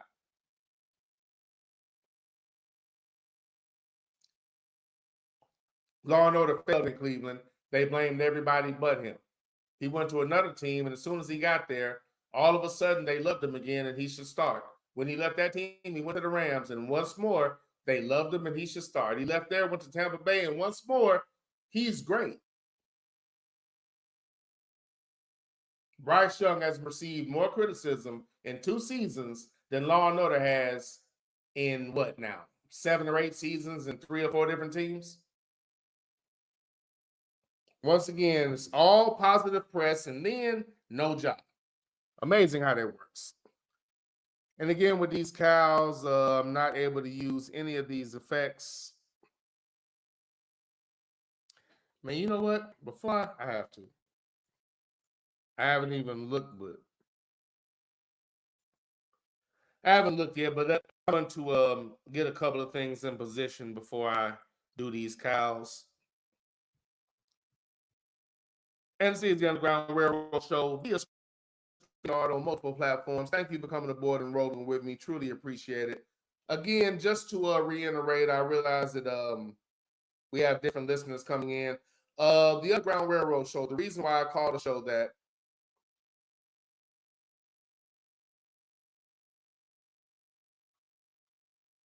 The reason why I call the show that is because I'm attempting to set free the stories that are chained up, for lack of a better phrase.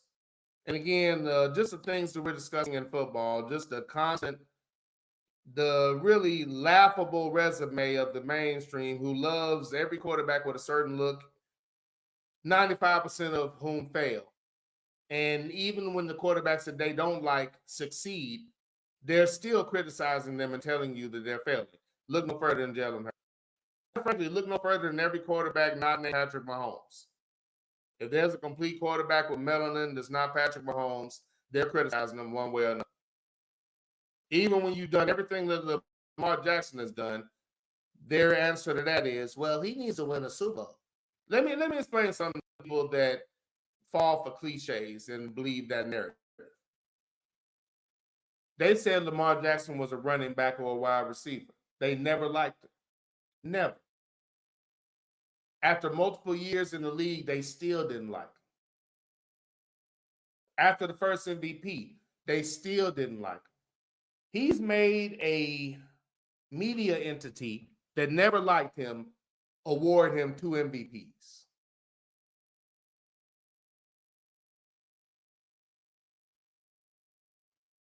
How can a running back that you never thought could throw, who has 2 MVPs, about to be a third, I still don't think he's 30, how can he have this arbitrary time clock, but a Josh Allen who you gag on every chance you get, who you've always loved, who you said is the same as Lamar, and sometimes you've claimed he was better.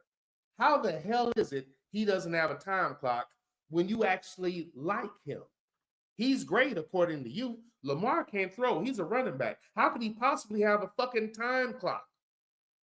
He couldn't. He's already overachieved anything beyond your expectations because you said he couldn't even throw, nonetheless play quarterback.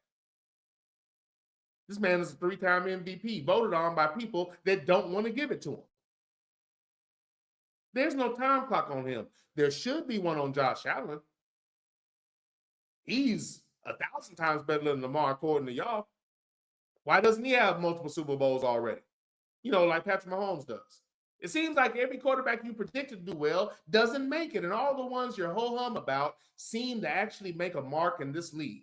You would think people with just a little bit of common sense would pay attention to that and stop repeating your dumbass fucking narratives. You would think.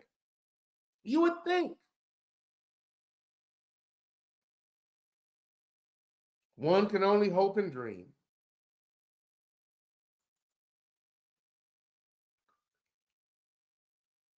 And forgive me for the pause. Certain things I had to get in position. Everything's not in position, but at least one of these things had to be done. There's no way around that. And this is the Underground Railroad Show. We're about to read these Cow Awards. The Cow Awards stand for Colonizer of the Week. As I was just saying about the show, Underground Railroad Show is my attempt to release the shows that have hit and chained down by the mainstream. Most of the shows that are hidden by the mainstream are heinous acts towards Black people and terrible acts committed by clear people that go unnoticed because it doesn't bring an emotional response to those in charge of platforms and pressing charges. With all of that being said, let's read these 3 Cow Awards from Sluggo. And the first one, hold on, send that line to partake in some libations. 1 second.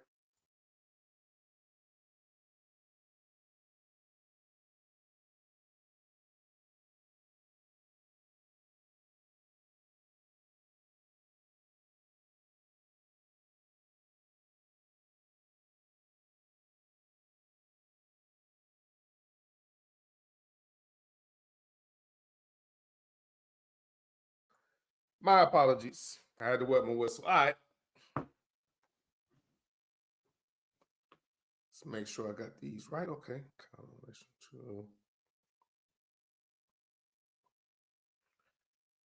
And I'm getting myself in position. The Sluggo's about to raise my blood pressure slightly.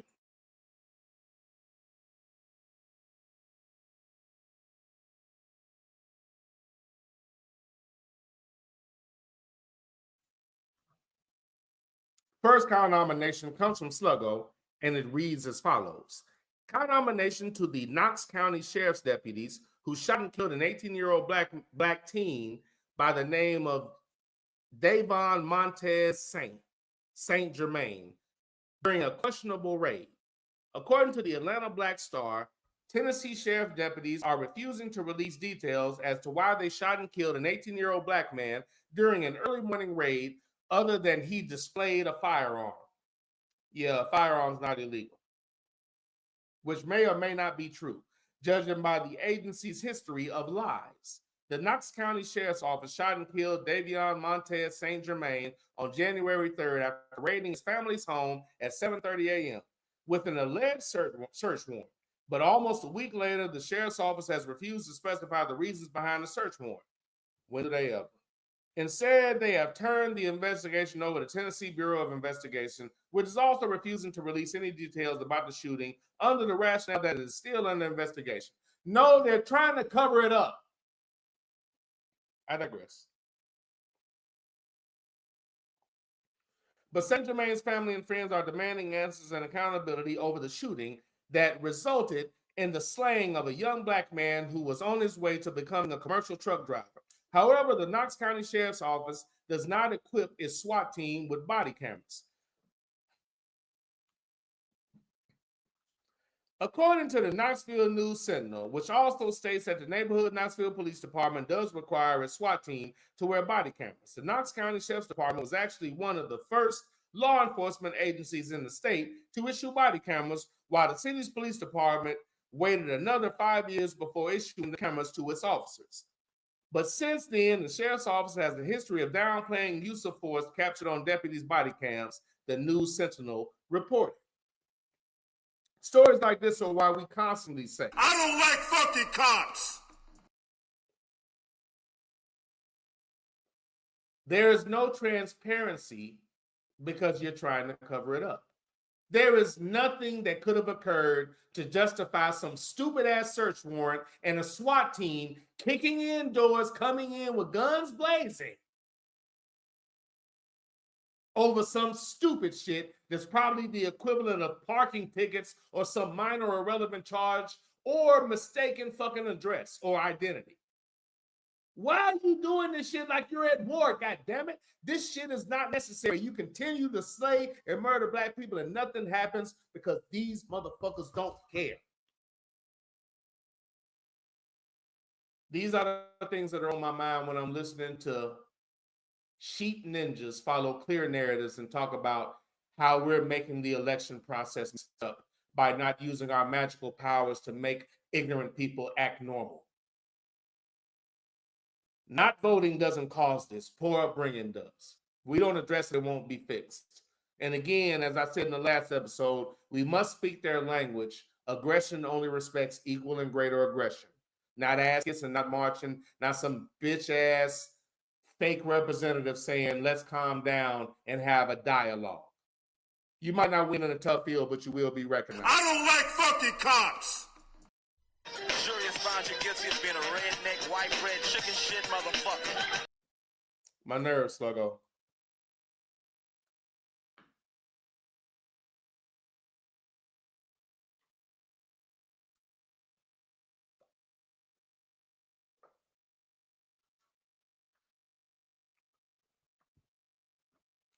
I digress. This is so weird without having the music. This just seems so dry. Damn cough button.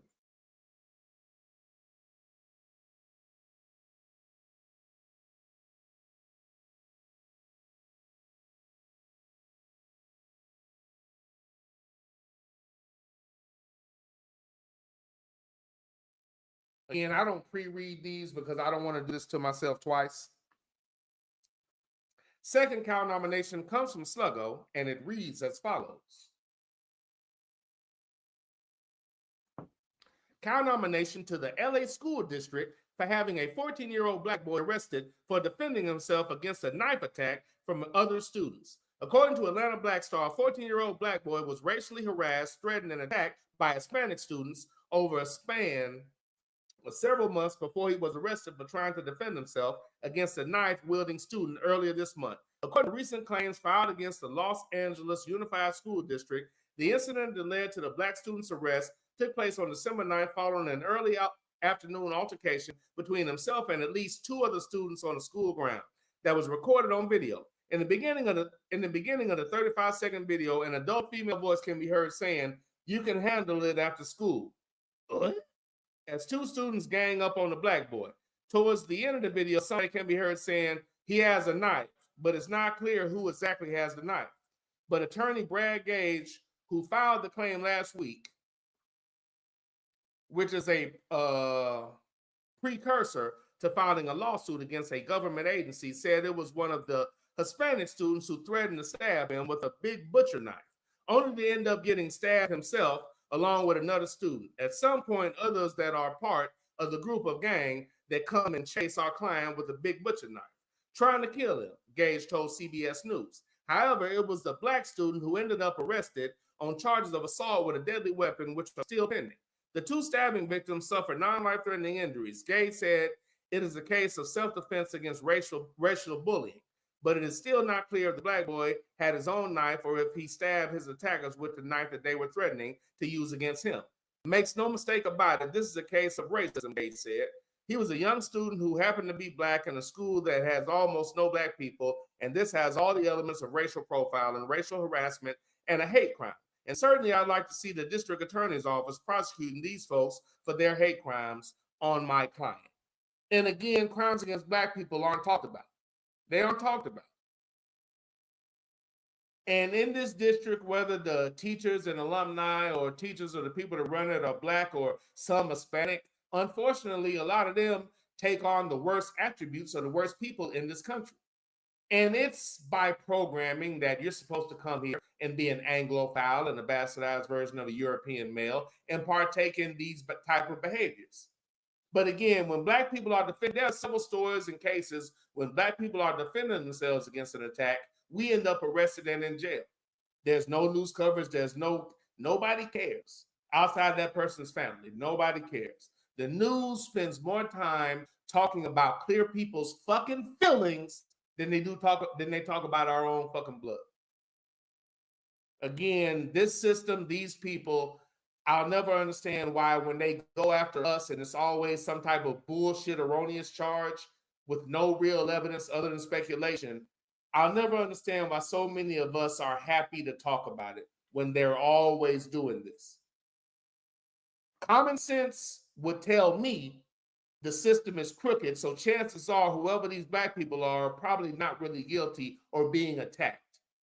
Because there are millions of people, thousands and hundreds of countless motherfucking clear people committing crimes and nothing happens. There's one in the White House. There's a bunch of non-bathing sister fucking motherfuckers that are being let out of jail by this piece of shit.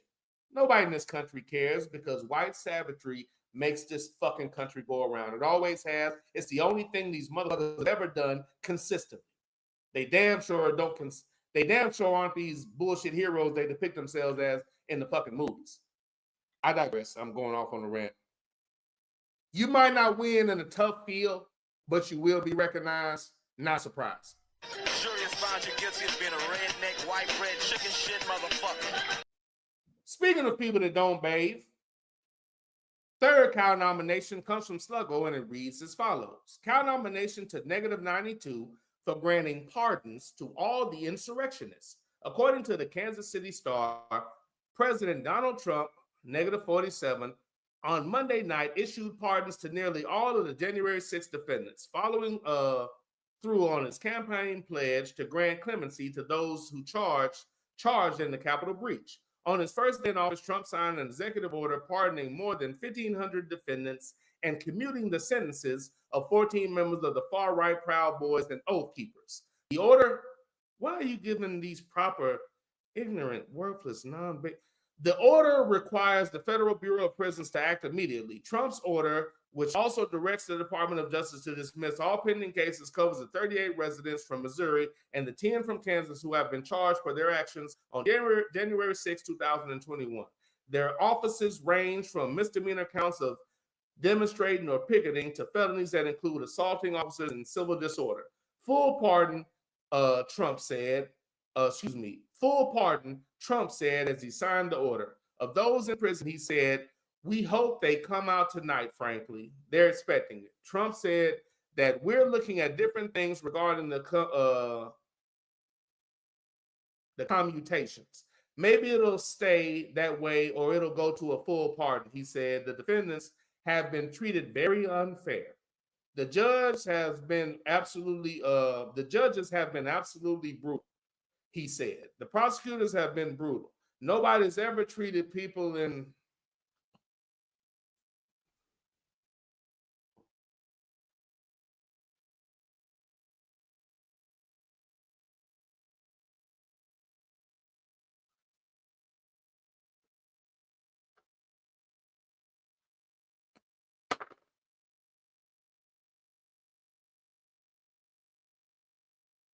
I repeat, the judges have been very unfair.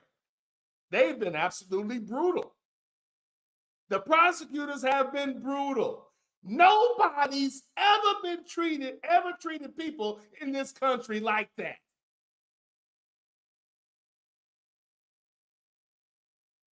Everybody that supports this motherfucker and smiles with him, I wish the Lord really existed in the way y'all pretend he does, so he would take you off the fucking planet, you irredeemable, worthless bastards. I'm gonna fuck around and get kicked off this damn platform. When asked if clemency included those who assaulted law enforcement officers on January 6th, Trump said, "Well, I will say this. They've been in jail for a long time already. I see murderers in this country get 2 years, 1 year, and maybe no time. These people have been destroyed. What they've done to these people is outrageous." It's so hard for me to, boy, I tell you this. So I'm supposed to believe in how. Okay, so he allegedly got shot at twice and everybody missed. Out of all the people to get killed, nobody, man, get the fuck out of here. Okay. Again, all the people that call themselves patriots, you're not patriots. You're ignorant, low-life, non-bathing terrorists. You're the scum of the earth. You're the reason why this country has never been shit. Your ability to breathe and breed is the reason this country will never be shit, because your existence continues to spread the virus that is you. How can this country ever be shit when people like you are here breathing and fucking?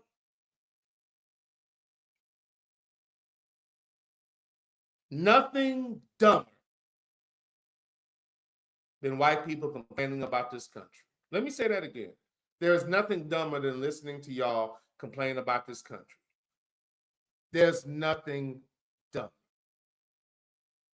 You claim patriotism and you're terrorists. You claim to love the country, but the minute you're disappointed, you act like the worthless bitches you were raised to be. And every time accountability is lumped upon you, you always get out of it by another fucked up person that just so happens to look like you and not baby.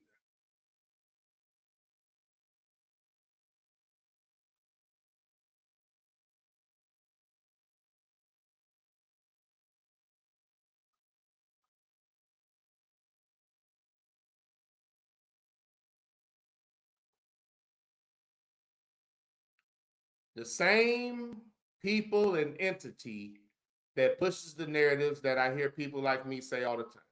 The same people that are doing this are the same ones whose news you're reading.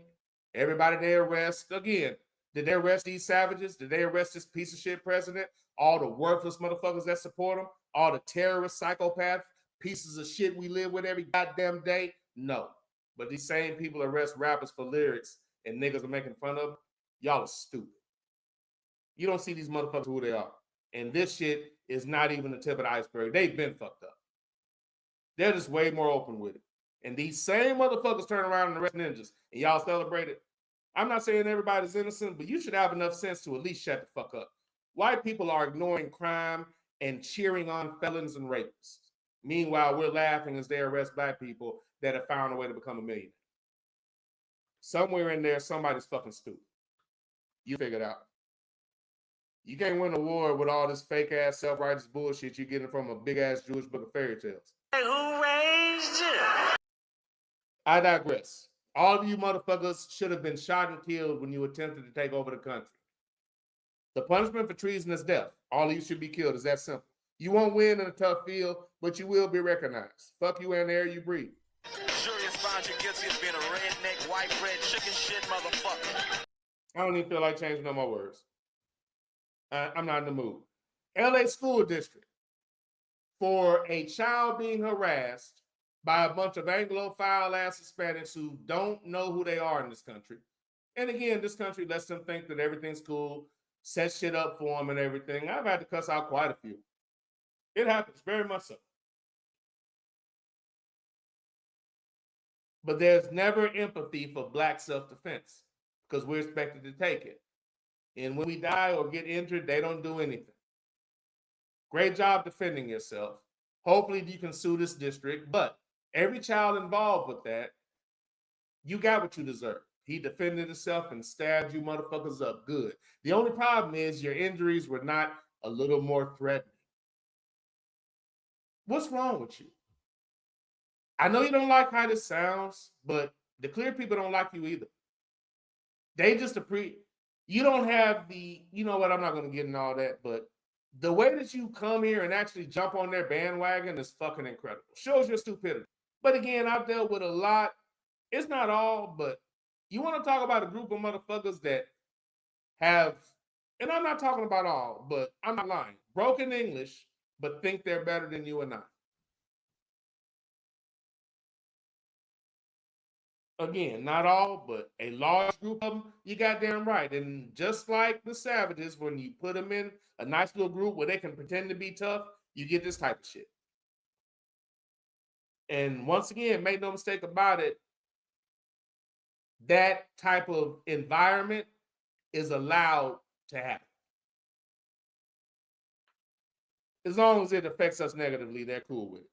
The Cowboy winner this week is the Knox County Sheriff deputies who shot and murdered Davion Montez St. Germain. I'll keep this simple. While all of them are sitting at home, minding their own business, their houses should be raided and they should be shot and murdered in their homes. Then they can watch the entire world not care. For anybody that's offended by what I said, you're the problem. My words about them getting what they deserve offends you more than the fact that they actually murdered a black man. That's why this country isn't shit. Because white people are more upset about accountability than they are the acts that happen to us from people like them. Look no further than the way that they act in every case concerning the police and these non-bathing citizens. Fuck you, fuck your family, fuck your police department, fuck you as a whole. I don't like fucking cops. Every week, one of you motherfuckers are in this goddamn category for murder. Murder that is not making the news, murder that would not raise the heart rate of any clear person for the most part, and murder that most ninjas don't know about and don't care to research. Once again, things like these that don't get talked about are why I refuse to be programmed and get upset because they choose to fuck. Again, the point of this is the fact that they don't talk about shit like this means they are choosing to let it die. That tells me when they go after ninjas, they're trying to get them. I have enough sense to understand that and act accordingly. I wish people would come along. And again, why should we do that? Because people that don't bathe and need suntan lotion ignore every heinous thing that people that look like them do. And the ones that don't, they're not relevant, but that's not like a credit thing. That means you're normal. I'm pointing out how many fucking psychopaths we're around. The only thing they ever talk about is integrity. They show none. The only thing they ever talk about is loving the country. They don't give a fuck about this country because they act like bitches when they're disappointed. The only thing they ever scream about is integrity. Military, don't you kneel? We love the military. No, you don't. You attacked them on January 6th. You don't give a fuck. The only thing that you ever cared about is white savagery. That's the only thing this goddamn country has ever done consistently. And they continue to do so. And I still hear bitch-ass niggas pushing clear narratives. I have no patience for it. Let me say it one more time. If they ignore every fucking heinous crime committed by somebody that looks like them, maybe, just maybe, when they give you shaky cases with no real evidence and put it on the news, you shouldn't get so goddamn happy to talk about it. I don't understand you. Once again, every crime they commit, they don't talk about when it's us and it's speculation on the news all day long. As a black person, you should have enough sense not to give a fuck about anything they say. If you don't understand that shit,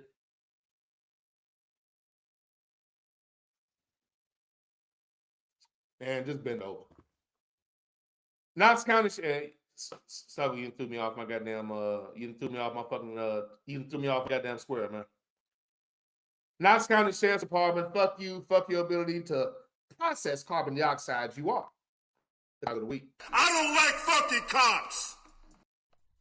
Jury has found you guilty of being a redneck, white bread, chicken shit motherfucker. 17. The path of the righteous man is beset on all sides by the inequities of the selfish and the tyranny of evil men. Blessed is he who in the name of charity and goodwill shepherds the weak through the valley of darkness. For he is truly his brother's keeper and the finder of lost children. And I will strike down upon thee with great vengeance and furious anger those who attempt to poison and destroy my brothers. And you will know my name is the Lord when I lay my vengeance upon thee.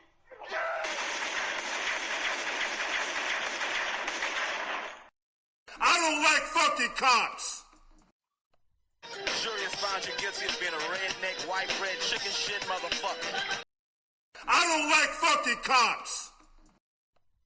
Jury has found you guilty of being a redneck, white bread, chicken shit motherfucker. Sidney Jackson. Sidney Jackson said, fornicate the police. I don't like fucking cops. I see what you did there, Sidney. I see what you did there. Oh, Jesus shit. Sluggo said you could never believe the pig. I don't like fucking cops. Sidney said Sluggo never. All they do and have done is lie. Whoop. Wrong one. I don't like fucking cops. Sluggo said exactly, Sidney, but folks keep giving them the benefit of a doubt. Yeah, Sluggo, they keep prefixing everything with, I just want to say all police ain't bad. White man just a joy to be around. They smell like lemon juice and pledge furniture cleaner. Sluggo said, quote, capital breach. They love using creative language to soften the act of violence. Facts. White man just a joy to be around. They smell like lemon juice and pledge furniture cleaner. Dexter said, you wonder why I want California to burn. And again. You hear you? I hear you. I'm saying. You hear you? I hear you. Again, to quote James Baldwin, to be a black man and to be fairly aware is to be in a rage almost all the time. Or to be black in this country and to be fairly aware is to be in a rage almost all the time. I understand the statement, ignorance is bliss, more than ever at this age. I really do. Sluggo said, you can't even defend yourself, even when your opponents have a knife. Exactly. Not if you're a ninja. You're just supposed to sit back and take it for the comfort of other worthless motherfuckers. Man, you sorry. Sluggo said, capital breach. No, I read that one. Sluggo said, they couldn't care less about this country. All they care about is white DEI. Facts. Their behavior says so.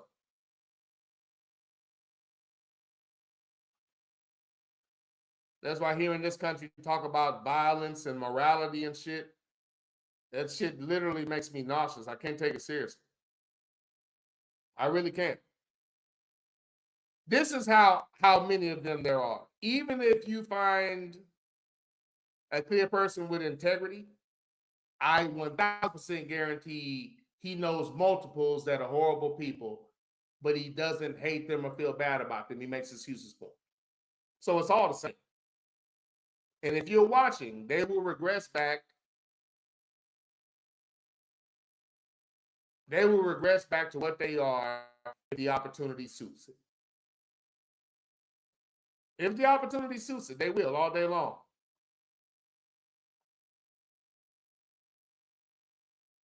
Pay attention. You black, you live in America, you in trouble. I can't get you in no trouble.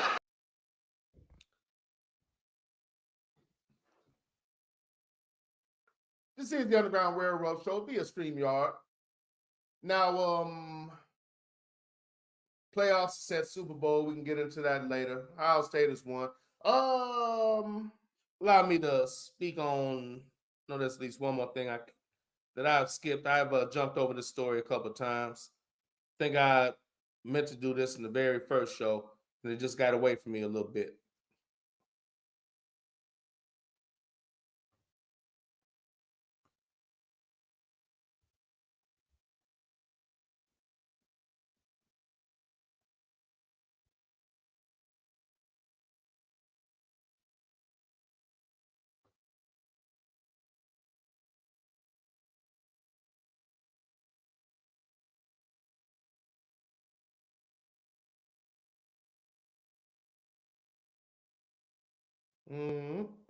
Let pause there. It's getting some in position there. Let's see. And this is the Underground Railroad Show. I apologize. 1 second. We're almost in position.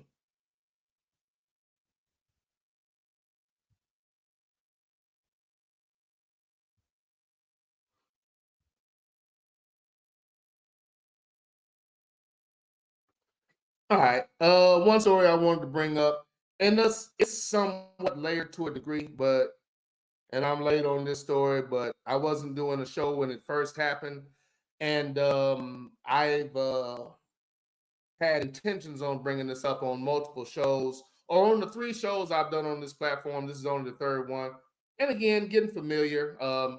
Finally made a volume adjustment that I think is going to help. And I think does help according to the little practice runs. But the great MV7 and his former receiver, MV7 now going to be the head coach at Norfolk State, a school that he said wasn't far from where he grew up. I actually saw the projects that he grew up in. I went to Virginia one time back in the day. QT's friend lives there. We stayed for like, the weekend, a few days in the week. I actually ended up having just as much fun as her, if not more. I don't mind driving, so I didn't give a fuck about the long drive. I can listen to music and zone out. Shit doesn't really bother me. But, seafood was cheap. We were right by the water. There's always something about being by the water, but it tripped me out how the neighborhood was right there and the entire fucking ocean was right there. Now, on days when you got like real storms, I can imagine that could be a little disturbing. That might be, a little concerning, but it was cool to have the water like right there. But the whole point is that was Hampton, Virginia. If you literally, like the area we were at, you're literally right there next to the water driving on the road. If you go right down the street, not even a half a mile, not even close to a half a mile, it said you're in Newport News, Virginia. And the first thing you see are those projects he grew up in. Like as soon as you pass the sign that says Newport News, Virginia, and they tore the shit down now, but a bunch of dome-ass projects, weird-looking buildings, look like dome tents. All the buildings were kind of roundish. And, they were just laid out in the grass right there by the fucking ocean. It's just, this shit just tripped me out. It's just different. Like, projects right by the goddamn ocean. That's wild as hell, but yeah. Newport News projects were literally right next to the ocean. Like, if you walk 20 steps, you're in the water. Like, shit was right there. The shit was crazy. But point being that Michael Vick, now the head coach at Norfolk State, and the great Deshaun Jackson is now the head coach at Delaware State University. And let me just speak on this. I think it's good that, again, those instances, it's always brought up in politics. We need small incremental changes. You have to take baby steps, which is a lie in the political realm and as far as our rights. We learned that in the 60s. I talked about that last show, way before then. But if you want to talk about instances where that actually matters, this is what you have to have. Former great players becoming coaches so they can actually understand the players that they are coaching, speak up to said players, put them in a position to succeed, not be the type of guy that sleeps well at night knowing that he ruined the kid's life. Because in his mind, once you step out of what I consider to be a good ninja, I can do whatever I want. And every Anglophile in the world is going to co-sign it. I know everybody looks like me is going to co-sign it. They're going to believe whatever I say. So this helps that. It also helps the development of players. It helps players saying, maybe I want to go to that school. Maybe I want to play for that team. Maybe when I get done playing, I'll be a coach. So more players that look like me can get a real opportunity. This will aid and help in that regard because without being given the proper chances, we're still able to accelerate as players in these sporting leagues. Now, they can hold off coaches, and they do. There are multiple black coaches with the experience and the resume. And again, just like after Cam Newton breaks the passing record, their entire narrative is he can't throw. They do the same thing with Eric Bieniemy, telling you why he shouldn't be a head coach. And you actually hear stupid-ass niggas repeat it. But again, there are a lot of people that just turn on TV. They don't know the difference. They think research is, let me turn on the TV and repeat what this ignorant motherfucker on TV is about to say. That's research to some people. Research is actually watching the game and figuring it out. You shouldn't even need the television, but, have fun with that. But Michael Vick coaching at Norfolk State, looking forward to just seeing how it goes for him, seeing the journey and the development of the team and him as a coach, along with Deshaun Jackson as well. I think players can relate to these individuals. And I think what Eddie George is doing, what Prime did and is still doing, what a lot of and I'm leaving some out, what Ed Reed was going to do, but the coach wasn't smart enough to treat him like he needed to be treated. A&M allegedly was looking at Ed Reed, and if that was true and you didn't hire him, that lets me know everything I need to know about A&M. Point being that these guys getting these opportunities is going to help these schools, it's going to help those programs get better, and it may influence some players that don't have the opportunity and maybe some that do to come and play for these schools because you're dealing with somebody who played at the highest level and who can help you improve at your position. So I'm looking forward to seeing that. It's cool to see this type of evolution in both of these guys' careers, but I think these type of players are going to have the opportunity to really make an impact in college football if they stick with it. But I like seeing this evolution, and I'm looking forward to seeing how it goes. And again, small things like this are what's going to help in the long run with, again, on a certain level, but really giving back and being able to contribute in a positive way, this is a great thing for both of these gentlemen to do. And they're going to be dealing with a lot of players that they can relate to. So I like that aspect of it. Originally, Michael Vick was supposed to be a coach on Kansas City staff. I was probably one of the very few people that didn't like when he got hired to be a broadcaster. I didn't like it at all because if you're a broadcaster, you're not going to say anything real. Like it's very, and sometimes ABM argue with me on that and say that's not true. Okay, like if you're like being very detailed, maybe, but not really. I don't see anything on TV where they're honest. Even when they give you a little bit of honesty, there's like 100% bullshit coming right behind it. Like I really don't see anything on TV concerning sports that's not bullshit. There's a reason why I stopped watching it. So again, when I'm speaking, it's always just from I watched the game and this is what I saw. So I'm not influenced by that constant hitting you over the head with bullshit you get from the TV. I'm just not affected by that because I don't watch it. So I can tell who's affected by that because you come away from the game with narratives that nobody with a little bit of sense would come with. You don't watch a game and come from it as saying, you just don't watch a football game and come away with the narratives that the media comes up with. If a black player does well, they got some other shit to talk about. But when Jared Goff throws 4 picks on a team that they pretended like couldn't lose no matter what, as soon as they didn't get a lot of extra calls from the refs, it was looking very normal for their ass. As soon as the running backs couldn't get off to make him look decent, it was very normal. And that was not shocking. And when he failed, nothing. 4 picks. If Jalen Hurts had lost his fucking game and threw 4 picks, they would lambaste his black ass. Jared Goff can throw 4 picks, and the article the next day is all sympathetic. Jared Goff says this is going to eat him up all summer. Do you want some fucking tissue while you're writing that goddamn article? So that's going to eat him up all summer after playing for multiple years and multiple chances But Bryce Young, 2 games into his second season and his third coach, fuck him. Nobody's that stupid. But, continue to base your entire thought process on literally the worst people on the planet. But do you think? But nice accomplishment for MB7 and Deshaun Jackson. Congrats to both of those gentlemen on a new chapter in their lives. Coaching, going to that aspect, allowing their knowledge of the game and sharing their knowledge of the game with youth that needs it. So looking forward to following both of their coaching careers and just seeing where it goes from there. So I think this is definitely a result of Eddie George and his success, other coaches whose name I'm forgetting and I shouldn't. Prime time, obviously, but I think this is a result of that. And I'm looking forward to seeing it. And going back to what I was saying before, I wish he would have just stayed coaching, because when he went, to do the TV thing, I knew what that was going to be. That was going to be him telling niggas to cut their hair and do this and all this shit. I don't want to see that shit. I remember what Michael Vick was before these evil, pasty motherfuckers sent him to jail on some trumped up charges. Again, Michael Vick went to jail over something that's done by more white people than anybody.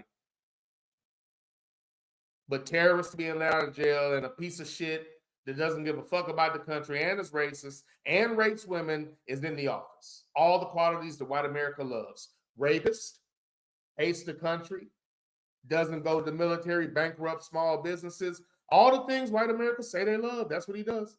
But this ninja went to jail for 2 years for some fucking dogs. Again, I'm just for me, I just don't. It's amazing to me that people can just dismiss that and say some stupid ass bitch shit like, yeah, but, and then continue to say, but fuck the, I don't understand. I really don't. I don't know how y'all can trust anything come from these motherfuckers. They can't tell me a ninja is unarrested. You're telling me about somebody's crime. Well, thank you, Scum of the Earth. I'll really take that into consideration. Fuck out of here. When there were nothing but savage ass pasties committing crimes left and right, magically they just started arresting niggas out of nowhere. I'm sure that was a goddamn coincidence. This shit is, boys, I don't know how people don't see this shit. I swear I don't. I try to avoid these little rants because most people don't want to hear that shit. Just rather I smile and say some stupid shit. The world is a beautiful place. What was I in? I think I got one more. Snuggle said HBCUs are giving these guys a chance to cut their teeth in coaching. So they'll need to find another excuse as to why they aren't getting higher profile jobs. Yeah, and again, they always said that you don't have the experience and that's why you're not getting the opportunities. As soon as black coaches started getting the experience, the same low-life lying motherfuckers that said they needed experience started hiring white people with no experience. They might as well just say, fuck you, nigga, and just keep it pushing. The instant black coaches got enough experience where that was no longer an excuse, they started hiring white coaches that didn't have half of the fucking experience. And then the white media with niggas on their payroll get on TV and tell you it has nothing to do with that. And there's always a large group of bitch niggas get on TV the next day and co-sign. Is what it is, man. But thank y'all for coming aboard and rolling with me. I truly appreciate it. Everybody enjoyed this year of Ohio State being the defending college football champs. I know y'all love that. And enjoy another opportunity for a good Super Bowl.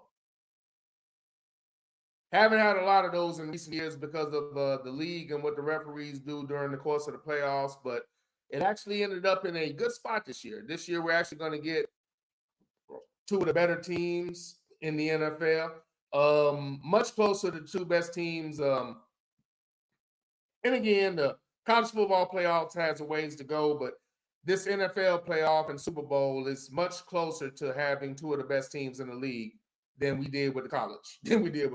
But again, they'll get better, hopefully. But from what I understand, a lot of these teams, including us, have the same schedule. You just kind of switch up the home and away games. I don't know how that goofy shit makes any sense whatsoever, but it is what it is. I appreciate y'all, man. Thank you for the back and forth. I appreciate it. Without the music, this outro feels so damn empty. But nonetheless, I guess I should do it. Thank you for the back and forth. I appreciate it. I consider that back and forth to be therapeutic, which makes all of you my de facto guests. And as always, ladies and gentlemen, I thank you for the session.